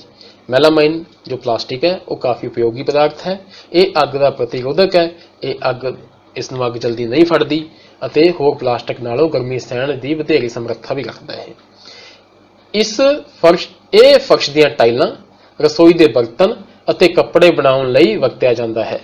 ਸੋ ਕਿਉਂਕਿ ਇਹ ਰਸੋਈ ਦੇ ਬਰਤਨ, ਉਹੀ ਗੱਲ ਦੁਬਾਰਾ, ਕਿਉਂਕਿ ਉੱਥੇ ਅੱਗ ਹੁੰਦੀ ਹੈ, ਇਸ ਕਰਕੇ ਜੋ ਰਸੋਈ ਦੇ ਬਰਤਨ ਹਨ ਉਹਨਾਂ ਵਿੱਚ ਹਮੇਸ਼ਾ ਇਹੀ ਇਸਤੇਮਾਲ ਹੁੰਦਾ ਹੈ। ਚਿੱਤਰ ਵਿੱਚ ਥਰਮੋਪਲਾਸਟਿਕ, ਜੋ ਇਹ ਚਿੱਤਰ ਦੀ ਗੱਲ ਹੋ ਰਹੀ ਹੈ, ਥਰਮੋਪਲਾਸਟਿਕ ਅਤੇ ਥਰਮੋਸੈਟਿੰਗ ਪਲਾਸਟਿਕ ਦੀ ਵੱਖ-ਵੱਖ ਵਰਤੋਂ ਨੂੰ ਪ੍ਰਦਰਸ਼ਿਤ ਕੀਤਾ ਗਿਆ ਹੈ। ਸੋ ਐਗਜ਼ਾਮਪਲ ਤੁਹਾਡੇ ਸਾਹਮਣੇ ਨੇ, ਜੋ ਡਾਇਗਰਾਮ ਹੈ, ਜੋ ਚਿੱਤਰ ਹੈ, ਜੋ ਫਿਗਰ ਹੈ, ਇਹਦੇ ਵਿੱਚ ਤੁਹਾਨੂੰ ਦਿੱਤੀਆਂ ਗਈਆਂ। ਸੋ ਅੱਗੇ 3.5 3.5 ਵਿਕਲਪ ਪਦਾਰਥ plastic. Plastics are material of choice, ਕਿਉਂਕਿ ਇਸ 'ਚ ਖੂਬੀਆਂ ਇੰਨੀ ਹੈ ਕਿ ਹਰ ਕਿਸੇ ਦੀ ਇਹ ਪਹਿਲੀ ਪਸੰਦ ਹੈ, ਇਹ ਹਰ ਕਿਸੇ ਦੀ ਚੋਇਸ ਹੈ। ਅੱਜ ਜੇ ਅਸੀਂ ਕੋਈ ਭੋਜਨ ਪਦਾਰਥ, ਪਾਣੀ, ਦੁੱਧ, ਅਚਾਰ, ਸੁੱਕੇ ਮੇਵੇ ਭਾਵ ਕਿ ਡਰਾਈ ਫਰੂਟਸ, ਬਦਾਮ, ਕਾਜੂ ਵਗੈਰਾ ਆਦਿ ਭੰਡਾਰਨ ਕਰਨ ਦੀ ਸੋਚੀਏ ਤਾਂ ਪਲਾਸਟਿਕ ਸਭ ਤੋਂ ਵੱਧ ਸੁਵਿਧਾਜਨਕ ਲੱਗਦੇ ਹਨ।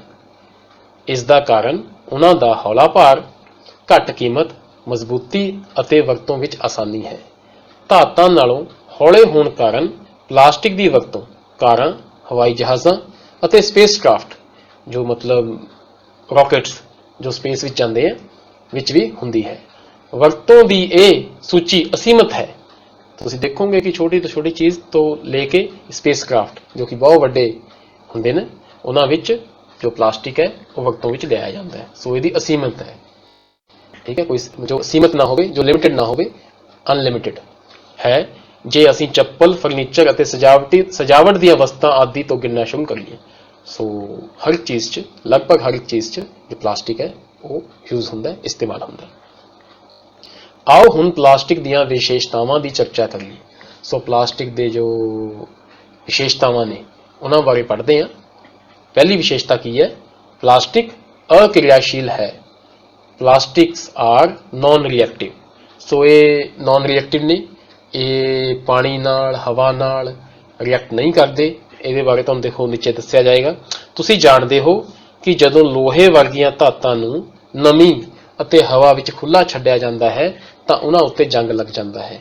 ਇਹ ਆਮ ਹੀ ਕਿਰਿਆ ਜੋ ਆਪਾਂ ਹਰ ਕਿਤੇ ਆਪਣੇ ਆਸੇ-ਪਾਸੇ ਲੋਹੇ ਦੇ ਜੋ ਸਾਮਾਨ ਹੈ, ਲੋਹੇ ਦੀਆਂ ਚੀਜ਼ਾਂ ਉਹਨਾਂ ਨਾਲ ਹੁੰਦੀ ਵੇਖਦੇ ਹਾਂ। ਜਦੋਂ ਹੀ ਉਹਨਾਂ ਨੂੰ ਪਾਣੀ ਤੇ ਨਮੀ ਅਤੇ ਹਵਾ ਦੇ ਉਹ ਸੰਪਰਕ ਵਿੱਚ ਆਉਂਦੇ ਆ ਤਾਂ ਉਹਨਾਂ ਨੂੰ ਜੰਗ ਲੱਗ ਜਾਂਦੀ ਹੈ ਤੇ ਉਹ ਗਲਣ ਲੱਗ ਜਾਂਦੇ ਆ। ਪਰੰਤੂ ਪਲਾਸਟਿਕ ਪਾਣੀ ਅਤੇ ਹਵਾ ਨਾਲ ਕਿਰਿਆ ਨਹੀਂ ਕਰਦਾ। ਸੋ ਇਹ ਨਾਨ ਰਿਐਕਟਿਵ ਹੈ, ਇਹ ਪਾਣੀ ਅਤੇ ਹਵਾ ਨਾਲ ਰਿਐਕਟ ਨਹੀਂ ਕਰਦਾ। ਇਹਨਾਂ ਦਾ ਖੋਰ ਆਸਾਨੀ ਨਾਲ ਨਹੀਂ ਹੁੰਦਾ, ਸੋ ਇਹ ਖੁਰਦੇ ਨਹੀਂ ਹੈਗੇ। ਇਸ ਲਈ ਇਹਨਾਂ ਦੀ ਵਰਤੋਂ ਬਹੁਤ ਸਾਰਿਆਂ ਰਸਾਇਣਾਂ ਸਹਿਤ ਕਈ ਪਦਾਰਥਾਂ ਦੇ ਭੰਡਾਰਨ ਲਈ ਕੀਤੀ ਜਾਂਦੀ ਹੈ। ਕਿਉਂਕਿ ਇਹ ਨਾਨ ਰਿਐਕਟਿਵ ਹੈ, ਇਹ ਹਵਾ ਨਾਲ, ਪਾਣੀ ਨਾਲ ਅਤੇ ਕਈ ਕਿਸਮ ਦੇ ਕੈਮੀਕਲਸ ਨਾਲ ਰਿਐਕਟ ਨਹੀਂ ਕਰਦਾ, ਕਿਰਿਆ ਨਹੀਂ ਕਰਦਾ। ਇਸ ਕਰਕੇ ਕੈਮੀਕਲਸ ਨੂੰ ਸਟੋਰ ਕਰਨ ਵਾਸਤੇ ਜਾਂ ਕੁਝ ਖਾਣ ਦੇ ਪਦਾਰਥ ਦੇ ਭੰਡਾਰਨ ਲਈ ਪਲਾਸਟਿਕਸ ਦਾ ਇਸਤੇਮਾਲ ਕੀਤਾ ਜਾਂਦਾ ਹੈ। ਦੂਜੀ ਜੋ ਇਸ ਦੀ ਵਿਸ਼ੇਸ਼ਤਾ ਹੈ ਉਹ ਇਸ ਤਰ੍ਹਾਂ, ਪਲਾਸਟਿਕ ਹਲਕਾ, ਮਜ਼ਬੂਤ ਅਤੇ ਹੰਢਣਸਾਰ। ਹੰਢਣਸਾਰ ਮਤਲਬ ਹੁੰਦਾ ਜੋ ਬਹੁਤ ਦੇਰ ਚੱਲੇ, ਜੋ ਟਿਕਿਆ ਰਹੇ। ਇਸ ਨੂੰ ਇੰਗਲਿਸ਼ 'ਚ ਆਪਾਂ ਕਹਾਂਗੇ ਡਿਊਰੇਬਲ। ਠੀਕ ਹੈ। Plastic is light. ਲਾਈਟ ਦਾ ਮਤਲਬ ਹਲਕਾ, ਇੱਥੇ ਲਾਈਟ ਦਾ ਮਤਲਬ ਰੋਸ਼ਨੀ ਨਹੀਂ ਹੈ, ਲਾਈਟ ਦਾ ਮਤਲਬ ਰੋਸ਼ਨੀ ਵੀ ਹੁੰਦਾ ਹੈ, ਪਰੰਤੂ ਲਾਈਟ ਦਾ ਮਤਲਬ ਹਲਕਾ ਵੀ ਹੁੰਦਾ ਹੈ। ਇੱਥੇ ਲਾਈਟ ਜੋ ਸ਼ਬਦ ਹੈ ਉਹ ਹਲਕੇ ਵਾਸਤੇ ਵਰਤਿਆ ਗਿਆ।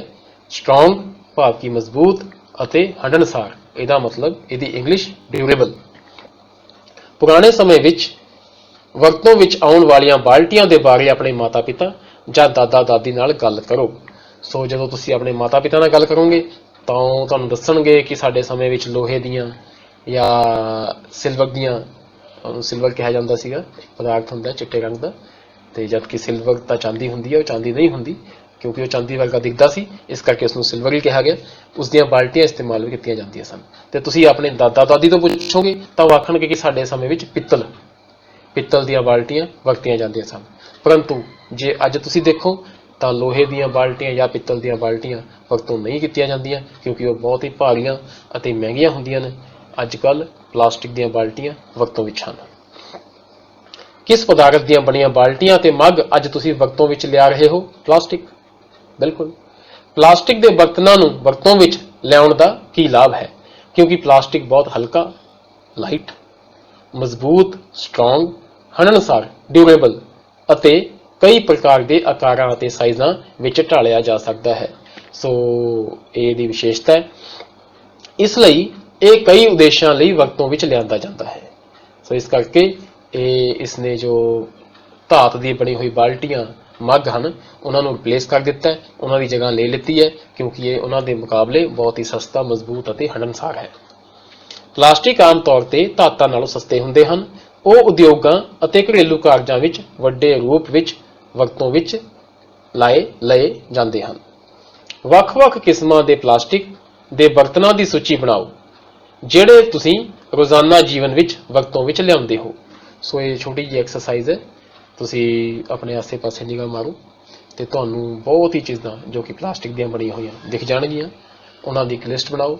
ਜ਼ਿਆਦਾ ਨਹੀਂ ਲਿਖਣੇ, ਸਿਰਫ ਇੱਥੇ 6 ਹੀ ਤੁਸੀਂ ਐਸੀਆਂ ਵਸਤਾਂ ਲਿਖਣੀਆਂ ਨੇ ਤੇ ਲਿਖ ਕੇ ਤੁਹਾਨੂੰ ਥੋੜਾ ਐਕਸਪੀਰੀਅੰਸ ਹੋ ਜਾਏਗਾ ਕਿਉਂਕਿ ਇਹ ਜੋ ਤੁਸੀਂ ਲਿਸਟ ਬਣਾਓਗੇ ਇਹਦੇ ਵਿੱਚ ਤੁਸੀਂ ਆਪਣੇ ਮਾਤਾ ਪਿਤਾ ਦੀ ਮਦਦ ਲਓ। ਉਹ ਤੁਹਾਨੂੰ ਦੱਸਣਗੇ ਕਿ ਬੇਟਾ ਇਹ ਚੀਜ਼ ਕਿਸ ਚੀਜ਼ ਦੀ ਬਣੀ ਹੈ, ਇਹ ਚੀਜ਼ ਪਲਾਸਟਿਕ ਹੈ, ਇਹ ਚੀਜ਼ ਪਲਾਸਟਿਕ ਨਹੀਂ ਹੈ।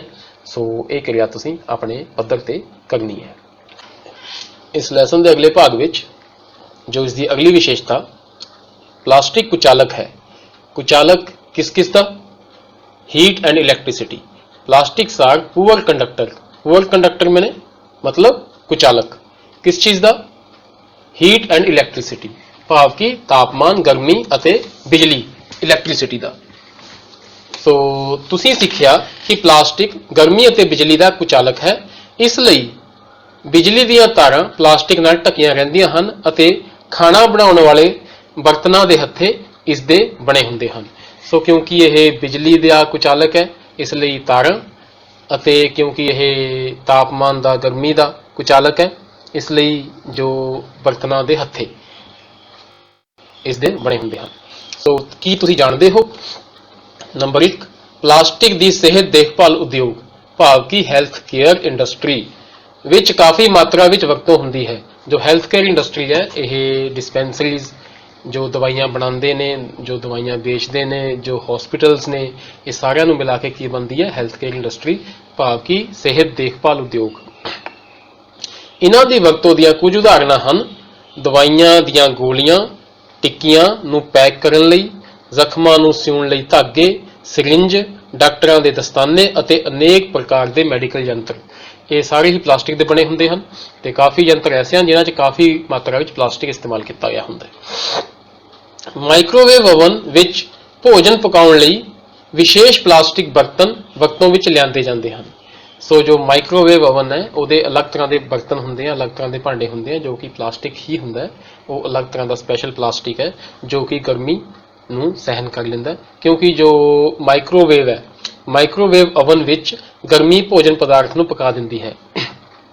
ਸੋ ਜੋ ਭੋਜਨ ਹੈ ਉਹ ਗਰਮੀ ਨਾਲ ਪੱਕਦਾ ਹੈ ਮਾਈਕ੍ਰੋਵੇਵ ਵਿੱਚ, ਪਰੰਤੂ ਜੋ ਕਿ ਪਲਾਸਟਿਕ ਹੈ, ਜੋ ਬਰਤਨ ਹੈ ਉਸਦਾ, ਉਹ ਕਿਉਂਕਿ ਉਹ ਗਰਮੀ ਦਾ ਜੋ ਹੈ ਕੁਚਾਲਕ ਹੈ, ਇਸ ਕਰਕੇ ਉਹਨੂੰ ਗਰਮੀ ਦਾ ਕੋਈ ਅਸਰ ਨਹੀਂ ਹੁੰਦਾ। ਟੈਫਲੌਨ ਇੱਕ ਵਿਸ਼ੇਸ਼ ਪਲਾਸਟਿਕ ਹੈ। ਇੱਕ ਟੈਫਲੌਨ ਵੀ ਇੱਕ ਪਲਾਸਟਿਕ ਹੈ ਜਿਸ ਉੱਤੇ ਤੇਲ ਅਤੇ ਪਾਣੀ ਚਿਪਕਦੇ ਨਹੀਂ। ਸੋ ਇਸ ਦੀ ਆਪਣੀ ਇੱਕ ਵਿਸ਼ੇਸ਼ਤਾ, ਆਪਣਾ ਇੱਕ ਐਸਾ ਲੱਛਣ ਹੈ ਕਿ ਜੋ ਤੇਲ ਅਤੇ ਪਾਣੀ ਇਸ ਤੇ ਚਿਪਕਦੇ ਨਹੀਂ ਹਨ। ਫਿਰ ਇਸ ਨਾਲ ਫਾਇਦਾ ਕੀ ਹੁੰਦਾ? ਇਹ ਭੋਜਨ ਪਕਾਉਣ ਦੇ ਬਰਤਨਾਂ ਉੱਤੇ ਨਾ ਚਿਪਕਣ ਵਾਲੀ ਪਰਤ ਲਗਾਉਣ ਦੇ ਕੰਮ ਆਉਂਦਾ ਹੈ। ਸੋ ਜੋ ਨੌਨ ਸਟਿਕ ਯੂਟੈਂਸਿਲਸ ਹੁੰਦੇ ਆ, ਨੌਨ ਸਟਿਕ ਭਾਂਡੇ ਹੁੰਦੇ ਆ, ਜੋ ਉਹਨਾਂ ਦੇ ਉੱਪਰ ਟੈਫਲੌਨ ਦੀ ਪਰਤ ਚੜੀ ਹੁੰਦੀ ਹੈ। ਇਸੇ ਕਾਰਨ ਜੋ ਖਾਣਾ ਹੈ, ਜੋ ਭੋਜਨ ਹੈ, ਉਹਨਾਂ ਉੱਪਰ ਚਿਪਕਦਾ ਨਹੀਂ ਹੈ। Fire proof plastic.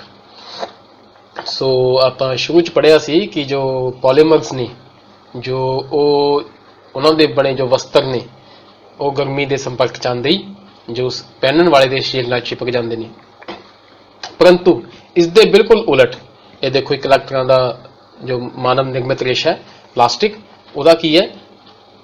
ਭਾਵੇਂ ਸੰਸ਼ਲਿਸ਼ਟ ਰੇਸ਼ੇ ਆਸਾਨੀ ਨਾਲ ਅੱਗ ਫੜ ਲੈਂਦੇ ਹਨ, ਪਰੰਤੂ ਇਹ ਜਾਣਨਾ ਮਜ਼ੇਦਾਰ ਹੋਵੇਗਾ ਕਿ ਅੱਗ ਬੁਝਾਉਣ ਵਾਲੇ ਕਰਮਚਾਰੀਆਂ ਦੀਆਂ ਵਰਦੀਆਂ ਤੇ ਮੈਲਾਮਾਈਨ ਪਲਾਸਟਿਕ, ਇਹ ਇੱਕ ਅਲੱਗ ਕਿਸਮ ਦਾ ਜੋ ਫਾਇਰ ਪ੍ਰੂਫ, ਜੋ ਅੱਗ ਰੋਧਕ ਇੱਕ ਸੰਸ਼ਲਿਸ਼ਟ ਰੇਸ਼ਾ ਹੈ।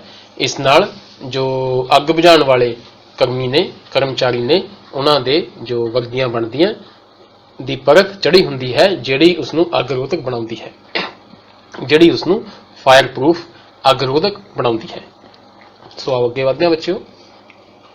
ਪਲਾਸਟਿਕ ਅਤੇ ਵਾਤਾਵਰਣ, ਇਹ ਬਹੁਤ ਹੀ ਮਹੱਤਵਪੂਰਨ ਹੈ। ਪਲਾਸਟਿਕ ਦੀਆਂ ਬਹੁਤ ਹੀ ਵਿਸ਼ੇਸ਼ਤਾਵਾਂ, ਬਹੁਤ ਹੀ ਅੱਛਾਈਆਂ, ਬਹੁਤ ਹੀ ਖੂਬੀਆਂ ਅਸੀਂ ਪੜ੍ਹੀਆਂ, ਪਰ ਇਹ ਇੱਕ ਐਸੀ ਉਸਦੀ ਕਮੀ ਹੈ, ਤਰੁੱਟੀ ਹੈ, ਘਾਟ ਹੈ, ਜੋ ਕਿ ਸਾਰੀ ਵਿਸ਼ੇਸ਼ਤਾਵਾਂ ਦੇ ਉੱਪਰ ਹਾਵੀ ਹੈ। ਸੋ ਇਸ ਨੂੰ ਪੜ੍ਹੀਏ। ਆਜੋ। ਜਦੋਂ ਅਸੀਂ ਬਾਜ਼ਾਰ ਜਾਂਦੇ ਹਾਂ ਤਾਂ ਸਾਨੂੰ ਪਲਾਸਟਿਕ ਜਾਂ ਪੋਲੀਥੀਨ ਵਿੱਚ ਲਪੇਟੀਆਂ ਹੋਈਆਂ ਵਸਤਾਂ ਮਿਲਦੀਆਂ ਹਨ।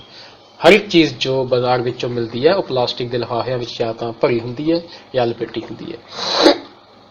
ਇਹ ਇੱਕ ਕਾਰਨ ਹੈ ਕਿ ਸਾਡੇ ਘਰਾਂ ਵਿੱਚ ਪਲਾਸਟਿਕ ਦਾ ਕਚਰਾ ਇਕੱਠਾ ਰਹਿੰਦਾ ਹੈ। ਸੋ ਇਹੀ ਕਾਰਨ ਹੈ ਕਿ ਜਦੋਂ ਤੁਸੀਂ ਆਪਣੇ ਘਰ ਵਿੱਚੋਂ ਨਿਕਲਣ ਵਾਲੇ ਜੇ ਕਚਰੇ ਦੀ, ਕੂੜੇ ਕਰਕਟ ਤੇ ਨਿਗਾਹ ਮਾਰੋ ਤਾਂ ਤੁਸੀਂ ਦੇਖੋਗੇ ਕਿ ਉਸ ਵਿੱਚ ਜੋ ਮੇਜਰ ਪੋਰਸ਼ਨ ਹੈ, ਜੋ ਬਹੁਤ ਵੱਡਾ ਹਿੱਸਾ ਹੈ, ਉਸਦਾ ਪਲਾਸਟਿਕ ਹੀ ਹੈ। ਫਿਰ ਇਹ ਕਚਰਾ ਕੂੜੇਦਾਨ ਵਿੱਚ ਚਲਾ ਜਾਂਦਾ ਹੈ ਅਤੇ ਪਲਾਸਟਿਕ ਦਾ ਨਿਪਟਾਰਾ ਇੱਕ ਵੱਡੀ ਸਮੱਸਿਆ ਹੈ। ਸੋ ਇਸ ਦਾ ਜੋ ਨਿਪਟਾਰਾ ਹੈ, ਕਿਉਂਕਿ ਇਹ ਛੇਤੀ ਗਲਦਾ ਨਹੀਂ ਹੈ, ਇੱਕ ਬਹੁਤ ਹੀ ਵੱਡੀ ਸਮੱਸਿਆ ਹੈ। ਤੇ ਇਹ ਸਮੱਸਿਆ ਕਿਉਂ ਹੈ, ਇਸ ਦੇ ਪਹਿਲਾਂ ਆਪਾਂ ਕਾਰਨ ਜਾਣਾਂਗੇ ਤੇ ਫਿਰ ਇਸ ਦਾ ਹੱਲ ਕੱਢਣ ਦੀ ਅਭਿਆਸ ਵਿੱਚ, ਇਸ ਲੈਸਨ ਵਿੱਚ ਕੋਸ਼ਿਸ਼ ਕਰਾਂਗੇ। ਪਦਾਰਥ ਜੋ ਪ੍ਰਾਕ੍ਰਿਤਿਕ ਪ੍ਰਕਿਰਿਆ ਜਿਵੇਂ ਕਿ ਜੀਵਾਣੂਆਂ ਦੀ ਕਿਰਿਆ ਦੁਆਰਾ ਅਪਘਟਿਤ ਹੋ ਜਾਂਦਾ ਹੈ, ਜੈਵ ਨਿਮਨੀਕ੍ਰਿਤ ਅਖਵਾਉਂਦਾ ਹੈ। ਪਦਾਰਥ ਜੋ ਪ੍ਰਕਿਰਤਕ ਕਿਰਿਆਵਾਂ ਦੁਆਰਾ ਆਸਾਨੀ ਨਾਲ ਅਪਘਟਿਤ ਨਹੀਂ ਹੁੰਦਾ, ਜੈਵ ਅਨਿਮਨੀਕ੍ਰਿਤ ਅਖਵਾਉਂਦਾ ਹੈ। ਸੋ ਜੈਵ ਨਿਮਨੀਕ੍ਰਿਤ ਭਾਵ ਕਿ ਬਾਇਓਡੀਗ੍ਰੇਡੇਬਲ ਤੇ ਜੈਵ ਅਨਿਮਨੀਕ੍ਰਿਤ ਭਾਵ ਕਿ ਨॉन ਬਾਇਓਡੀਗ੍ਰੇਡੇਬਲ। ਸੋ ਇਹ ਇੱਕ ਸਾਰਣੀ ਹੈ 3.3, ਜਿਸ ਵਿੱਚ ਕਿ ਕਿਸੇ ਵੀ ਕੂੜਾ ਕਰਕਟ ਦੀ ਕਿਸਮ ਦੇ ਕੂੜਾ ਕਰਕਟ ਦੀ ਗਲ ਜਾਣ ਦੀ, ਡੀਗ੍ਰੇਡ ਹੋ ਜਾਣ ਦੀ ਜੋ ਸਮਾਂ ਦਰ ਹੈ ਉਹ ਦੱਸੀ ਗਈ ਹੈ। ਸੋ ਇਹਨੂੰ ਤੁਸੀਂ ਪੜ੍ਹੋ, ਇਸ ਤੋਂ ਤੁਹਾਨੂੰ ਪਤਾ ਲੱਗੇਗਾ ਕਿ ਜੋ ਪਲਾਸਟਿਕ ਹੈ ਉਹ ਕਾਫੀ ਦੇਰ ਵਿੱਚ ਡੀਗ੍ਰੇਡ ਹੁੰਦਾ ਹੈ ਤੇ ਕਈ ਤਰ੍ਹਾਂ ਦੇ ਪਲਾਸਟਿਕ ਤਾਂ ਐਸੇ ਨੇ ਜੋ ਕਦੀ ਵੀ ਜੋ ਹੈ ਉਹ ਜ਼ਮੀਨ ਵਿੱਚ ਜਾਂ ਸੋਇਲ ਵਿੱਚ, ਮਿੱਟੀ ਵਿੱਚ ਮਿਲਦੇ ਨਹੀਂ। ਸਬਜ਼ੀ ਅਤੇ ਫਲਾਂ ਦੇ ਛਿਲਕੇ, ਬਚਿਆ ਹੋਇਆ ਭੋਜਨ ਆਦਿ 1 ਤੋਂ 2 ਹਫ਼ਤੇ, ਕਾਗਜ਼ 10 ਤੋਂ 30 ਦਿਨ, ਸੁੱਤੀ ਕੱਪੜਾ 2 ਤੋਂ 5 ਮਹੀਨੇ ਵਿੱਚ ਜੋ ਹੈ ਉਹ ਡੀਗ੍ਰੇਡ ਹੋ ਜਾਂਦਾ, ਭਾਵ ਕਿ ਉਹ ਮਿੱਟੀ ਵਿੱਚ ਮਿਲ ਜਾਂਦਾ। ਲੱਕੜੀ ਜੇਕਰ ਮਿੱਟੀ ਵਿੱਚ ਪਈ ਰਹੇ ਤਾਂ ਉਹ 10 ਤੋਂ 15 ਸਾਲਾਂ ਵਿੱਚ ਗਲ ਜਾਂਦੀ ਹੈ। ਟਿਨ, ਐਲੂਮੀਨੀਅਮ ਅਤੇ ਹੋਰ ਧਾਤਾਂ ਵੀ ਕੁਝ ਸਮਾਂ ਪਾ ਕੇ 100 ਤੋਂ 500 ਸਾਲਾਂ ਦੇ ਦਰਮਿਆਨ ਜੋ ਹਨ ਮਿੱਟੀ ਵਿੱਚ ਮਿਲ ਜਾਂਦੀਆਂ, ਪਰੰਤੂ ਪਲਾਸਟਿਕ ਜੋ ਹੈ ਉਹ ਕਈ ਸਾਲ ਲੈਂਦਾ ਹੈ ਗਲਣ ਵਿੱਚ, ਡੀਗ੍ਰੇਡ ਹੋਣ ਵਿੱਚ। ਸੋ ਇਹ ਇੱਕ ਬਹੁਤ ਹੀ ਵੱਡੀ ਕਮੀ ਹੈ ਜਿਸ ਨਾਲ ਕਿ ਸਾਡਾ ਵਾਤਾਵਰਣ, ਮਿੱਟੀ, ਪਾਣੀ, ਸਮੁੰਦਰ, ਨਦੀਆਂ ਜੋ ਹਨ ਉਹ ਪ੍ਰਦੂਸ਼ਿਤ ਹੋ ਰਹੀਆਂ ਨੇ, ਕਿਉਂਕਿ ਪਲਾਸਟਿਕ अपघटित होने ਲਈ कई साल ਲੈਂਦਾ है। ਇਹ वातावरण दोस्ताना नहीं है। ये जो वर्ड है वातावरण दोस्ताना, ये ज़्यादातर ਇਹਨੂੰ किस तरह ਵਰਤਿਆ ਜਾਂਦਾ ਹੈ, इसनूं एनवायरमेंट फ्रेंडली कहा जाता है। सो ये इंग्लिश का वर्ड है जो कि इस वास्ते यूज होता है वातावरण दोस्ताना। तुहाडे जो लैसन विच ही है, किते भी तुसीं इहनूं बाहर देखोगे लिखिया होया तां एनवायरमेंट फ्रेंडली तुसीं देखोगे। ਇਹ वातावरण के प्रदूषण का कारण बनता है। इस तो इलावा जदों ये संश्लिष्ट पदार्थ नूं जलाया जाता है तो पूर्ण रूप विच जलन विच लंबा समा लैंदा है। यह प्रक्रम विच यह वड्डी मात्रा विच जहरीलियां गैसां पैदा करके वातावरण दूषित करता है। सो तुसीं देखदे होवोगे जदों भी आपां प्लास्टिक नूं या पॉलीथीन बैग नूं या पॉलीथीन की थैली नूं अग लगाने तां ओह एकदम नहीं जलदा, वो हौली हौली करके लंबे समय तक जलता रहता है और बहुत ही काले रंग का धुआं छड्डदा है।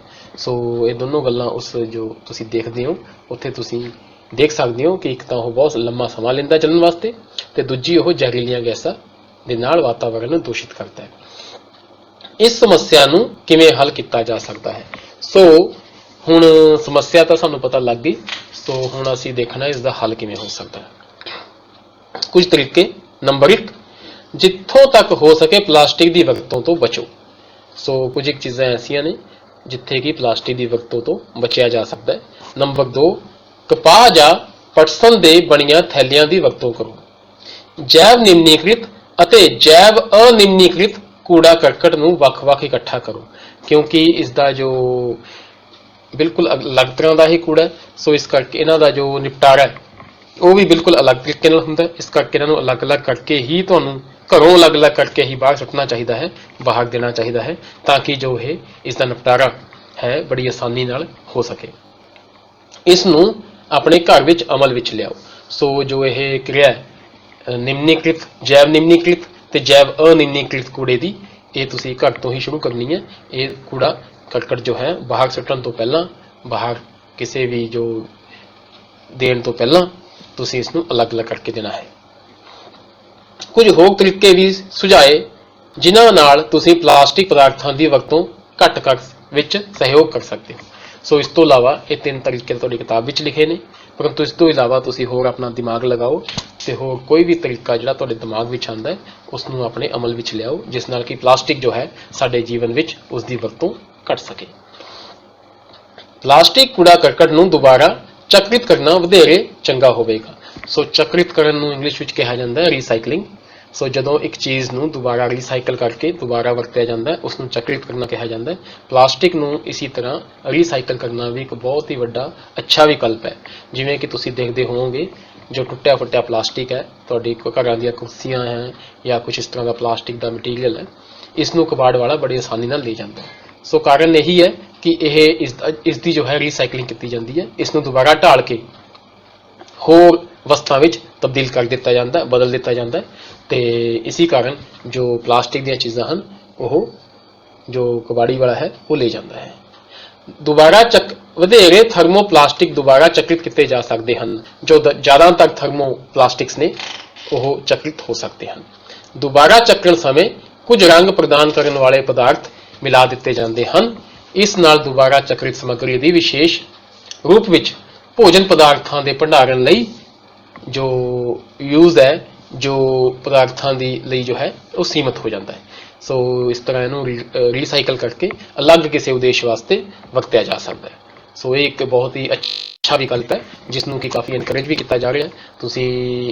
तुहानूं मैं दस देवां कि अजकल जो पैट बोटल्स है, जो पानी दी या कोक दी या कोल्ड ड्रिंक्स की बॉटल्स आप यूज़ करते हैं, उसनूं दोबारा रीसाइकल करके उस तो एक सिंथैटिक फाइबर, मतलब कि सिंथैटिक रेशा तो आप इत्थे पढ़िया ही है, फाइबर कपड़े को भी कहा जाता है। एक सिंथैटिक कपड़ा बनाया जा रहा है जिहड़ा कि स्पोर्ट्स के जो टी शर्ट्स ने या ट्रैक सूट्स ने उन्होंने काफ़ी यूज़ होता है। ये बारे तुसीं इंटरनेट पर जाके देख सकते हो। इस तो बाद की करिए ताकि प्लास्टिक की वरतों घटाई जा सके। एक जिम्मेवार नागरिक के रूप में 4R सिद्धांत नूं याद रखो। ये 4R जो सिद्धांत है इसनूं याद रखो कि ने वो चारों R number 1 reduce, R number 2 reuse, R number 3 recycle ते R नंबर 4 रिकवर। नंबर 1 वरतों तो घट करो, रिड्यूस कर दो, यूज जो है उसका रिड्यूस द यूज। नंबर 2 दोबारा वरतों करो, ਉਹਨੂੰ ਰੀਯੂਜ਼ ਕਰੋ ਜੇ ਹੋ ਸਕਦਾ। ਨੰਬਰ 3 ਦੁਬਾਰਾ ਚੱਕਰਿਤ ਕਰੋ, ਇਹ ਤਾਂ ਬਹੁਤ ਹੀ ਜ਼ਰੂਰੀ ਹੈ ਕਿ ਤੁਸੀਂ ਇਸ ਨੂੰ ਰੀਸਾਈਕਲ ਕਰੋ। ਤੇ ਨੰਬਰ 4 ਦੁਬਾਰਾ ਪ੍ਰਾਪਤ ਕਰੋ, ਭਾਵ ਕਿ ਰਿਕਵਰ ਕਰੋ। ਕੀ ਹੁੰਦਾ ਜਦੋਂ ਅਸੀਂ ਇਸ ਨੂੰ ਸੁੱਟ ਦਿੰਦੇ ਹਾਂ ਪਲਾਸਟਿਕ ਨੂੰ, ਜੋ ਕਿ ਪਿਛਲੇ ਕਈ ਦਹਾਕਿਆਂ ਤੋਂ ਹੁੰਦਾ ਆ ਰਿਹਾ, ਇਹ ਪਾਣੀ ਦੇ ਸੋਮਿਆਂ ਵਿੱਚ ਜਾਂ ਮਿੱਟੀ ਵਿੱਚ ਮਿਲ ਗਿਆ, ਉਹ ਉੱਥੋਂ ਰਿਕਵਰ ਕਰਨਾ। ਜਦੋਂ ਉਸਨੂੰ ਉੱਥੋਂ ਅਸੀਂ ਕੱਢ ਕੇ ਦੁਬਾਰਾ ਰੀਸਾਈਕਲ ਕਰਾਂਗੇ ਤਾਂ ਉਸ ਨਾਲ ਕੀ ਹੋਏਗਾ, ਜੋ ਪਾਣੀ ਦੇ ਸੋਮੇ, ਸਮੁੰਦਰ, ਨਦੀਆਂ ਆਦਿ ਅਤੇ ਮਿੱਟੀ ਜੋ ਹੈ ਉਹ ਇਸ ਪ੍ਰਦੂਸ਼ਣ ਤੋਂ ਬਚੇਗੀ। ਸੋ ਇਹ ਵੀ ਇੱਕ ਬਹੁਤ ਹੀ ਜ਼ਰੂਰੀ ਭਾਗ ਹੈ 4R ਦਾ, ਜਿਸ ਨੂੰ ਕਿ ਆਪਾਂ ਰਿਕਵਰ ਕਹਿੰਦੇ ਹਾਂ। ਇਸ ਕਿਸਮ ਦੀ ਆਦਤਾਂ ਵਿਕਸਿਤ ਕਰੋ ਜੋ ਵਾਤਾਵਰਣ ਨੂੰ ਦੋਸਤਾਨਾ ਹੋਣ। ਤੇ ਜੇ ਅਸੀਂ ਇਸ ਤਰ੍ਹਾਂ ਦੀਆਂ ਜੋ ਆਦਤਾਂ ਹਨ ਇਹ ਡਿਵੈਲਪ ਕਰਾਂਗੇ, ਵਿਕਸਿਤ ਕਰਾਂਗੇ, ਤਾਂ ਸਾਡਾ ਵਾਤਾਵਰਣ ਬਚਿਆ ਰਹੇਗਾ। ਕਿਉਂਕਿ ਜੇ ਇਹ ਜੋ ਆਦਤਾਂ ਨੇ ਇਹ ਵਾਤਾਵਰਣ ਦੋਸਤਾਨਾ ਨੇ, ਇਹ এনवायरमेंट ਫ੍ਰੈਂਡਲੀ ਨੇ। ਸੋ ਆਓ ਇਸ ਦੇ ਨਾਲ ਹੀ ਅੱਗੇ ਵਧਦੇ ਹਾਂ। ਸੋ ਇਹ ਦੇਖੋ ਇੱਕ ਬਹੁਤ ਹੀ ਦਰਦਨਾਕ ਦ੍ਰਿਸ਼ ਤੁਹਾਨੂੰ ਇਸ ਲੈਸਨ ਵਿੱਚ ਪੜ੍ਹਨ ਨੂੰ ਦੇਖਣ ਨੂੰ ਮਿਲੇਗਾ। ਕੀ ਤੁਸੀਂ ਅਜਿਹਾ ਕਚਰੇ ਦਾ ਢੇਰ ਵੇਖਿਆ ਹੈ ਜਿੱਥੇ ਪਸ਼ੂ ਵਿਸ਼ੇਸ਼ ਰੂਪ ਵਿੱਚ ਗਾਵਾਂ ਕਚਰਾ ਖਾ ਰਹੀਆਂ ਹੋਣ? ਇਹ ਬਹੁਤ ਇੱਕ ਆਮ ਜਿਹਾ ਸੀਨ ਹੈ, ਆਮ ਜਿਹਾ ਨਜ਼ਾਰਾ ਜਿਹੜਾ ਤੁਹਾਨੂੰ ਹਰੇਕ ਹੀ ਗਲੀ ਮੁਹੱਲੇ ਦੇ ਨੁੱਕਰ ਵਿੱਚ ਦੇਖਣ ਨੂੰ ਮਿਲਦਾ ਹੈ। ਸੋ ਭੋਜਨ ਕੂੜਾ ਕਰਕਟ ਖਾਣ ਦੇ ਪ੍ਰਕਰਮ ਵਿੱਚ ਇਹ ਪਸ਼ੂ ਪੋਲੀਥੀਨ ਦੀਆਂ ਥੈਲੀਆਂ ਅਤੇ ਭੋਜਨ ਦੇ ਰੈਪਰ ਵੀ ਨਿਗਲ ਜਾਂਦੇ ਹਨ। ਸੋ ਅਮੂਮਨ ਕੀ ਕੀਤਾ ਜਾਂਦਾ ਹੈ ਕਿ ਜੋ ਭੋਜਨ ਹੈ, ਜੋ ਵੇਸਟ ਫੂਡ ਹੈ, ਉਹਨੂੰ ਅਸੀਂ ਪੋਲੀਥੀਨ ਦੀਆਂ ਥੈਲੀਆਂ ਵਿੱਚ ਪਾ ਕੇ ਕੂੜੇ ਵਿੱਚ ਸੁੱਟ ਦਿੰਦੇ ਹਾਂ। ਸੋ ਜੋ ਇਹ ਪਾਲਤੂ, ਜੋ ਇਹ ਅਵਾਰਾ ਪਸ਼ੂ ਹੈ, ਖਾਸ ਕਰ ਗਾਵਾਂ, ਉਹ ਖਾਣਾ ਖਾਣ ਦੇ ਪ੍ਰਕਰਮ ਵਿੱਚ ਜੋ ਪੋਲੀਥੀਨ ਦੀਆਂ ਥੈਲੀਆਂ ਹਨ ਉਹ ਵੀ ਖਾ ਲੈਂਦੀਆਂ ਹਨ, ਨਿਗਲ ਲੈਂਦੀਆਂ ਹਨ। ਕੀ ਤੁਸੀਂ ਇਸ ਦੇ ਨਤੀਜਿਆਂ ਦੀ ਕਲਪਨਾ ਕਰ ਸਕਦੇ ਹੋ? ਪਲਾਸਟਿਕ ਪਦਾਰਥ ਦੀਆਂ ਇਹਨਾਂ ਪਸ਼ੂਆਂ ਦੀ ਸਾਹ ਨਲੀ ਵਿੱਚ ਘੁਟਨ ਪੈਦਾ ਕਰਦੇ ਹਨ, ਕਿਉਂਕਿ ਇਹ ਹਜਮ ਤਾਂ ਹੁੰਦੇ ਨਹੀਂ, ਤੇ ਇਸ ਕਰਕੇ ਮਤਲਬ ਜੋ ਉਹਨਾਂ ਦਾ ਸਾਹ ਦੀ ਕਿਰਿਆ ਤੇ ਜੋ ਪਾਚਨ ਕਿਰਿਆ ਉਸ ਨੂੰ ਡਿਸਟਰਬ ਕਰ ਦਿੰਦੇ ਆ ਤੇ ਉਹਨਾਂ ਦੀ ਜੋ ਸਿਹਤ ਆ ਖਰਾਬ ਹੋ ਜਾਂਦੀ ਹੈ। ਜਾਂ ਮਿਹਦੇ ਵਿੱਚ ਇੱਕ ਪਰਤ ਬਣਾਉਂਦੇ ਹਨ, ਸੋ ਉਹਦੇ ਮਿਹਦੇ ਵਿੱਚ ਇਹ ਜੰਮ ਜਾਂਦੇ ਆ ਅਤੇ ਅੰਤ ਵਿੱਚ ਇਹ ਉਹਨਾਂ ਦੀ ਮੌਤ ਦਾ ਕਾਰਨ ਬਣ ਸਕਦੇ ਹਨ। ਤੇ ਅੰਤ ਵਿੱਚ ਜਦੋਂ ਲਗਾਤਾਰ ਉਹ ਪਲਾਸਟਿਕ ਮਟੀਰੀਅਲ ਖਾਂਦੇ ਰਹਿੰਦੇ ਆ ਜਾਨਵਰ, ਤਾਂ ਅੰਤ ਵਿੱਚ ਹੁੰਦਾ ਕੀ ਹੈ ਕਿ ਉਹਨਾਂ ਦੀ ਜੋ ਮੌਤ ਹੈ ਇਸ ਨਾਲ ਹੋ ਸਕਦੀ ਹੈ। ਸੋ ਤੁਸੀਂ ਇਹ ਚਾਰੋਂ ਦ੍ਰਿਸ਼ ਦੇਖੋਗੇ। ਨੰਬਰ 1 ਤੇ ਗਾਵਾਂ, ਜਿਹੜਾ ਕਿ ਬੜਾ ਹੀ ਆਮ ਜਿਹਾ ਦ੍ਰਿਸ਼ ਹੈ, ਉਹ ਕੂੜਾ ਕਰਕਟ ਵਿੱਚ ਖਾ ਰਹੀਆਂ, ਤੇ ਤੁਸੀਂ ਦੇਖੋਗੇ ਕੂੜਾ ਕਰਕਟ ਦਾ ਜੋ ਜ਼ਿਆਦਾਤਰ ਭਾਗ ਹੈ ਉਹ ਪੋਲੀਥੀਨ ਹੀ ਹੈ, ਪਲਾਸਟਿਕ ਹੀ ਹੈ। ਇਹ ਨੰਬਰ 2 ਦੇਖੋ, ਤੁਸੀਂ ਦੇਖ ਸਕਦੇ ਹੋ ਕਿ ਬਾਂਦਰ ਪਲਾਸਟਿਕ ਨੂੰ ਖਾਣ ਦੀ ਕੋਸ਼ਿਸ਼ ਕਰ ਰਿਹਾ, ਕਿਉਂਕਿ ਇਹ ਬਿਲਕੁਲ ਹੀ ਅਣਜਾਣ ਜਾਨਵਰ ਹੈ, ਇਸ ਨੂੰ ਨਹੀਂ ਪਤਾ ਕਿ ਕਿਹੜੀ ਚੀਜ਼ ਇਸ ਦੀ ਸਿਹਤ ਵਾਸਤੇ ਖਰਾਬ ਹੈ, ਤੇ ਫਿਰ ਵੀ ਦੇਖੋ ਇਹ ਇਸ ਨੂੰ ਖਾ ਰਿਹਾ ਹੈ। ਨੰਬਰ 3 ਸਮੁੰਦਰੀ ਕਛੂਆ, ਇਹ ਦੇਖੋ ਸਮੁੰਦਰ ਵਿੱਚ ਜੋ ਪਲਾਸਟਿਕ ਹੈ ਇਹ ਇਸ ਨੂੰ ਖਾਣ ਦੀ ਕੋਸ਼ਿਸ਼ ਕਰ ਰਿਹਾ ਹੈ। ਤੇ ਨੰਬਰ 4 ਤੁਸੀਂ ਦੇਖ ਸਕਦੇ ਹੋ ਕਿ ਜੋ ਸਮੁੰਦਰੀ ਪਲਾਸਟਿਕ ਹੈ, ਸਮੁੰਦਰ ਵਿੱਚ ਪਲਾਸਟਿਕ ਹੈ, ਉਸਨੇ ਸਮੁੰਦਰੀ ਕਛੂਏ ਦਾ ਜੋ ਜਾਨ ਲੈ ਲਈ ਹੈ, ਉਹ ਇਸ ਦੇ ਫਿਨਸ ਵਿੱਚ, ਇਹਦੀਆਂ ਲੱਤਾਂ ਵਿੱਚ, ਲਿੰਬਸ ਵਿੱਚ ਉਲਝ ਜਾਂਦਾ ਹੈ। ਤੇ ਇਹ ਮਤਲਬ ਜਦੋਂ ਇਹਦੀ ਲੱਤਾਂ ਵਿੱਚ ਉਲਝ ਜਾਂਦਾ ਹੈ, ਲਿੰਬਸ ਵਿੱਚ, ਤਾਂ ਉਹ ਤੈਰਨ ਤੋਂ ਅਸਮਰਥ ਹੋ ਜਾਂਦਾ ਹੈ ਤੇ ਇਸ ਗਲ ਘੁੱਟ ਕੇ ਉਹ ਮਰ ਜਾਂਦਾ ਹੈ। ਸੋ ਲਾਪਰਵਾਹੀ ਨਾਲ ਇੱਧਰ ਉੱਧਰ ਸੁੱਟੀਆਂ ਗਈਆਂ ਪੋਲੀਥੀਨ ਦੀਆਂ ਥੈਲੀਆਂ ਨੂੰ ਨਾਲੀਆਂ ਨੂੰ ਰੋਕ ਦਿੰਦੀਆਂ ਹਨ। ਇਹ ਬੜਾ ਇੱਕ ਆਮ ਜਿਹਾ ਇਸ਼ੂ ਹੈ ਜੋ ਕਿ ਵੱਡੇ ਸ਼ਹਿਰਾਂ ਵਿੱਚ ਦੇਖਣ ਨੂੰ ਮਿਲਦਾ ਹੈ ਕਿ ਜਦੋਂ ਅਸੀਂ ਪੋਲੀਥੀਨ ਨਾਲੀਆਂ ਵਿੱਚ, ਸੀਵੇਜ ਵਿੱਚ ਸੁੱਟ ਦਿੰਦੇ ਹਾਂ ਤਾਂ ਉਹ ਜਾਮ ਹੋ ਜਾਂਦਾ ਹੈ। ਕਦੇ ਕਦੇ ਅਸੀਂ ਬਹੁਤ ਲਾਪਰਵਾਹੀ ਵਿਖਾਉਂਦੇ ਹਾਂ ਅਤੇ ਚਿਪਸ, ਬਿਸਕੁਟ ਅਤੇ ਹੋਰ ਭੋਜਨ ਪਦਾਰਥਾਂ ਦੇ ਰੈਪਰ ਸੜਕ ਉੱਤੇ, ਪਾਰਕ ਅਤੇ ਪਿਕਨਿਕ ਸਥਾਨਾਂ ਤੇ ਸੁੱਟ ਦਿੰਦੇ ਹਾਂ।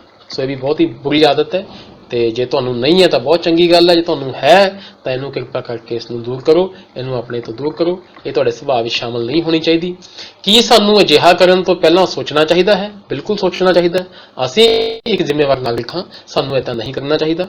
ਇੱਕ ਜ਼ਿੰਮੇਵਾਰ ਨਾਗਰਿਕ ਦੇ ਰੂਪ ਵਿੱਚ ਤੁਸੀਂ ਕੀ ਉਪਾਅ ਸੁਝਾਉਂਦੇ ਹੋ ਜਿਸ ਨਾਲ ਜਨਤਕ ਸਥਾਨ ਦੀਆਂ ਪਬਲਿਕ ਪਲੇਸਿਸ ਮਤਲਬ ਸਾਂਝੀਆਂ ਥਾਵਾਂ ਜੋ ਕਿ ਸਾਂਝੇ ਕੰਮ ਵਾਸਤੇ ਯੂਜ਼ ਕੀਤੀਆਂ ਜਾਂਦੀਆਂ ਨੇ, ਵਰਤੋਂ ਵਿੱਚ ਲਿਆਈਆਂ ਜਾਂਦੀਆਂ ਨੇ, ਸਵੱਛ ਅਤੇ ਪਲਾਸਟਿਕ ਮੁਕਤ ਰਹਿਣ, ਤਾਂ ਕਿ ਉਹ ਸਾਫ਼ ਸੁਥਰੀਆਂ ਅਤੇ ਪਲਾਸਟਿਕ ਤੋਂ ਰਹਿਤ ਰਹਿਣ। ਸੋ ਇਸ ਤੋਂ ਅਗਲਾ ਭਾਗ ਹੈ ਰੇਸ਼ਾ ਸਿਆਣਪ। ਇਹਦਾ ਮਤਲਬ ਇਹ ਬਣਦਾ ਹੈ ਜਦ ਤੁਸੀਂ ਕਿਤੇ ਬਾਹਰ ਜਾਂਦੇ ਹੋ ਤਾਂ ਤੁਸੀਂ ਰੇਸ਼ਿਆਂ ਦੀ ਚੋਣ ਕਿਵੇਂ ਕਰਨੀ ਹੈ। ਠੀਕ ਹੈ, ਤਾਂ ਜੇ ਤੁਸੀਂ ਇਸ ਦੀ ਚੋਣ ਅਕਲਮੰਦੀ ਨਾਲ ਕਰੋਗੇ ਤਾਂ ਆਉਣ ਵਾਲਾ ਸਮਾਂ ਜੋ ਹੈ ਉਹ ਪਲਾਸਟਿਕ ਰਹਿਤ ਹੋ ਸਕੇਗਾ। ਨੰਬਰ 1 ਪਲਾਸਟਿਕ ਦੀਆਂ ਥੈਲੀਆਂ ਨੂੰ ਜਲ ਭੰਡਾਰਾਂ ਜਾਂ ਸੜਕਾਂ ਤੇ ਨਾ ਸੁੱਟੋ। ਇਹ ਤਾਂ ਬਿਲਕੁਲ ਹੀ ਮਤਲਬ ਬਹੁਤ ਹੀ ਜ਼ਿਆਦਾ ਗਲਤ ਹੈ। ਜੇ ਤੁਸੀਂ ਜਲ ਸਰੋਤਾਂ ਅਤੇ ਸੜਕਾਂ ਉੱਤੇ ਸੁੱਟਦੇ ਹੋ ਤਾਂ ਇਹ ਬਿਲਕੁਲ ਹੀ ਕੋਈ ਜ਼ਿੰਮੇਵਾਰ ਨਾਗਰਿਕ ਹੋਣ ਦਾ ਜੋ ਸਬੂਤ ਨਹੀਂ ਹੈ। ਨੰਬਰ 2, ਖਰੀਦਦਾਰੀ ਦੇ ਲਈ ਜਾਣ ਸਮੇਂ ਸੂਤੀ ਕੱਪੜੇ ਜਾਂ ਥੈਲੇ ਜਾਂ ਪਰਸਨ ਦਾ ਥੈਲਾ ਲੈ ਕੇ ਜਾਓ। ਸੋ ਜਦੋਂ ਤੁਸੀਂ ਜਾਣਾ ਹੈ ਕੋਈ ਖਰੀਦਦਾਰੀ ਕਰਨ, ਜੇ ਤੁਸੀਂ ਥੈਲਾ ਨਹੀਂ ਲੈ ਕੇ ਜਾਓਗੇ ਤਾਂ ਮਜਬੂਰੀ ਵਿੱਚ ਤੁਹਾਨੂੰ ਪੋਲੀਥੀਨ ਦੇ ਥੈਲੇ ਵਿੱਚੋਂ ਲੈ ਕੇ ਆਉਣਾ ਪਏਗਾ। ਪਰੰਤੂ ਇਸ ਨੂੰ ਰੋਕਿਆ ਕਿਵੇਂ ਜਾ ਸਕਦਾ ਹੈ ਕਿ ਤੁਸੀਂ ਘਰੋਂ ਹੀ ਕੋਈ ਕੱਪੜੇ ਦਾ ਸੂਤੀ ਥੈਲਾ ਜਾਂ ਫਿਰ ਜੂਟ ਬੈਗ ਲੈ ਕੇ ਜਾਓ। ਉਹਦੇ ਨਾਲ ਹੋਏਗਾ ਕਿ ਤੁਸੀਂ ਇਸ ਮਜਬੂਰੀ ਤੋਂ ਬਚ ਪਾਓਗੇ। ਵੈਸੇ ਤਾਂ ਅੱਜ ਕੱਲ੍ਹ ਸਰਕਾਰਾਂ ਵੀ ਕਾਫੀ ਉਪਰਾਲੇ ਕਰ ਰਹੀਆਂ ਤੇ ਕਾਫੀ ਸਖਤਾਈ ਨਾਲ ਇਹ ਨਿਯਮ ਲਾਗੂ ਕਰ ਰਹੀਆਂ ਨੇ ਕਿ ਜੋ ਪੋਲੀਥੀਨ ਬੈਗ ਹੈ ਉਹਦਾ ਯੂਜ਼ ਘਟੇ। ਉਹ ਵੈਸੇ ਵੀ ਹੁਣ ਉਹਦਾ ਜੋ ਇੱਕ ਦੰਡਨੀय ਅਪਰਾਧ ਬਣਾ ਦਿੱਤਾ ਗਿਆ, ਇਸ ਕਰਕੇ ਇਹ ਕਾਫੀ ਹੱਦ ਤੱਕ ਹੁਣ ਘਟ ਗਿਆ। ਪਰੰਤੂ ਫਿਰ ਵੀ ਸਾਨੂੰ ਚਾਹੀਦਾ ਹੈ ਕਿ ਘਰੋਂ ਅਸੀਂ ਥੈਲਾ ਲੈ ਕੇ ਜਾਈਏ। ਪਲਾਸਟਿਕ ਪਦਾਰਥਾਂ ਦੀ ਵਰਤੋਂ ਘੱਟੋ ਘੱਟ ਕਰੋ। ਉਦਾਹਰਣ ਵਜੋਂ ਪਲਾਸਟਿਕ ਦੀ ਥਾਂ ਤੇ ਸਟੀਲ ਦੇ ਬਣੇ ਭੋਜਨ ਰੱਖਣ ਵਾਲੇ ਡੱਬੇ ਦੀ ਵਰਤੋਂ ਕਰੋ। ਸੋ ਜਿਵੇਂ ਅਸੀਂ ਸਕੂਲ ਵਿੱਚ ਖਾਣਾ ਲੈ ਕੇ ਜਾਂਦੇ ਹਾਂ ਪਲਾਸਟਿਕ ਦੇ ਡੱਬੇ ਵਿੱਚ, ਸਾਨੂੰ ਚਾਹੀਦਾ ਹੈ ਕਿ ਉਹਦੀ ਥਾਂ ਵੀ ਇੱਕ ਸਟੀਲ ਦਾ ਡੱਬਾ ਵਰਤੀਏ, ਤਾਂ ਕਿ ਜੋ ਇਹ ਵੀ ਇੱਕ ਤਰੀਕਾ ਹੈ ਜਿਵੇਂ ਕਿ ਅਸੀਂ ਜਿਸ ਦੇ ਨਾਲ ਕਿ ਅਸੀਂ ਪਲਾਸਟਿਕ ਦੀ ਵਰਤੋਂ ਆਪਣੇ ਜੀਵਨ ਵਿੱਚ ਘਟਾ ਸਕਦੇ ਹਾਂ। ਸੋ ਇਹਦੇ ਨਾਲ ਹੀ ਜੋ ਲੈਸਨ ਹੈ ਤੁਹਾਡਾ ਖਤਮ ਹੁੰਦਾ, ਪਰ ਇੱਕ ਇਹ ਤੁਸੀਂ ਇੱਥੇ ਪੜ੍ਹ ਰਹੇ ਹੋਵੋਗੇ, ਇੱਕ ਤੁਹਾਡੇ ਵਾਸਤੇ ਇੱਕ ਐਕਸਰਸਾਈਜ਼ ਹੈ। ਇਹ ਐਕਸਰਸਾਈਜ਼ ਤੁਹਾਡੇ ਲੈਸਨ ਦਾ ਪਾਰਟ ਨਹੀਂ ਹੈ, ਤੁਹਾਡੇ ਕਿਤਾਬ ਵਿੱਚ ਨਹੀਂ ਲਿਖੀ ਹੋਈ ਹੈ, ਪਰੰਤੂ ਕਿਉਂਕਿ ਅਸੀਂ ਸ਼ੁਰੂ ਵਿੱਚ ਇੱਕ ਸਾਇੰਸਦਾਨ ਮੈਡਮ ਮੈਰੀ ਕਿਊਰੀ ਬਾਰੇ ਪੜ੍ਹਿਆ ਸੀ ਤੇ ਮੈਂ ਚਾਹਾਂਗਾ ਕਿ ਤੁਸੀਂ ਮੈਡਮ ਮੈਰੀ ਕਿਊਰੀ ਬਾਰੇ, ਉਹਨਾਂ ਦੇ ਜੀਵਨ ਤੇ 100 ਸ਼ਬਦਾਂ ਦਾ ਇੱਕ ਲੇਖ ਲਿਖੋ। ਕਿਉਂਕਿ ਜੇ ਤੁਸੀਂ ਇਹਨਾਂ ਮਹਾਨ ਵਿਗਿਆਨੀ ਜਾਂ ਜੋ ਸਾਇੰਸਦਾਨ ਹਨ ਉਹਨਾਂ ਬਾਰੇ ਪੜ੍ਹੋਗੇ, ਉਹਨਾਂ ਨੂੰ ਜਾਣੋਗੇ, ਤਾਂ ਹੀ ਤੁਸੀਂ ਉਹਨਾਂ ਦੇ ਪਾਏ ਪੂਰੀਆਂ ਤੇ ਚੱਲ ਪਾਓਗੇ ਅਤੇ ਉਹਨਾਂ ਵਾਂਗ ਹੀ ਸਾਇੰਸਦਾਨ ਬਣ ਪਾਓਗੇ ਅਤੇ ਸਾਇੰਸ ਦੇ ਖੇਤਰ ਵਿੱਚ ਅੱਗੇ ਵਧ ਪਾਓਗੇ। ਸੋ ਇਹ ਜੇ ਤੁਹਾਨੂੰ ਇਸ ਵਿੱਚ ਤੁਸੀਂ ਆਪਣੇ ਕਿਸੇ ਵੱਡੇ ਦੀ, ਆਪਣੇ ਕਿਸੇ ਟੀਚਰ ਦੀ ਜਾਂ ਫਿਰ ਇੰਟਰਨੈਟ ਦੀ ਕਿਸੇ ਦੀ ਵੀ ਮਦਦ ਲੈ ਸਕਦੇ ਹੋ, ਪਰੰਤੂ ਮੈਂ ਚਾਹਾਂਗਾ ਤੁਸੀਂ ਜ਼ਰੂਰ ਲਿਖੋ। ਤੇ ਦੂਸਰੀ ਮੇਰੀ ਬੇਨਤੀ ਕਿ ਜੋ ਵੀ ਤੁਸੀਂ ਇਸ ਟਿਊਟੋਰੀਅਲ 'ਚ ਪੜ੍ਹਿਆ ਇਹਨੂੰ ਤੁਸੀਂ ਆਪਣੀ ਕਾਪੀ ਤੇ ਨੋਟ ਕਰੋ ਤੇ ਲਿਖ ਕੇ ਯਾਦ ਕਰੋ। ਨੰਬਰ 3, ਜੋ ਇਸ ਟਿਊਟੋਰੀਅਲ ਦੀ ਜੋ PDF ਫਾਈਲ ਹੈ ਇਹ ਡਿਸਕ੍ਰਿਪਸ਼ਨ ਵਿੱਚ ਤੁਹਾਨੂੰ ਮਿਲ ਜਾਏਗੀ, ਜੋ ਉਸ ਦੀ ਤੁਸੀਂ ਮਦਦ ਲੈ ਸਕਦੇ ਹੋ, ਪਰੰਤੂ ਇਹਨੂੰ ਬਾਰ-ਬਾਰ ਪੜ੍ਹੋ। ਅਗਲੇ ਟਿਊਟੋਰੀਅਲ ਵਿੱਚ, ਅਗਲੇ ਵੀਡੀਓ ਵਿੱਚ ਅਸੀਂ ਇਸ ਦੀ ਐਕਸਰਸਾਈਜ਼ ਕਰਾਂਗੇ ਤੇ ਜੇ ਤੁਸੀਂ ਇਹਨੂੰ ਚੰਗੀ ਤਰ੍ਹਾਂ ਪੜ੍ਹਿਆ ਹੋਏਗਾ ਤਾਂ ਉਹ ਕਰਨ ਵਿੱਚ ਤੁਹਾਨੂੰ ਬੜੀ ਆਸਾਨੀ ਹੋਏਗੀ। ਇਹ ਕਹਿੰਦੇ ਹੋਏ ਮੈਂ ਵਿਦਾ ਲੈਂਦਾ। ਧੰਨਵਾਦ।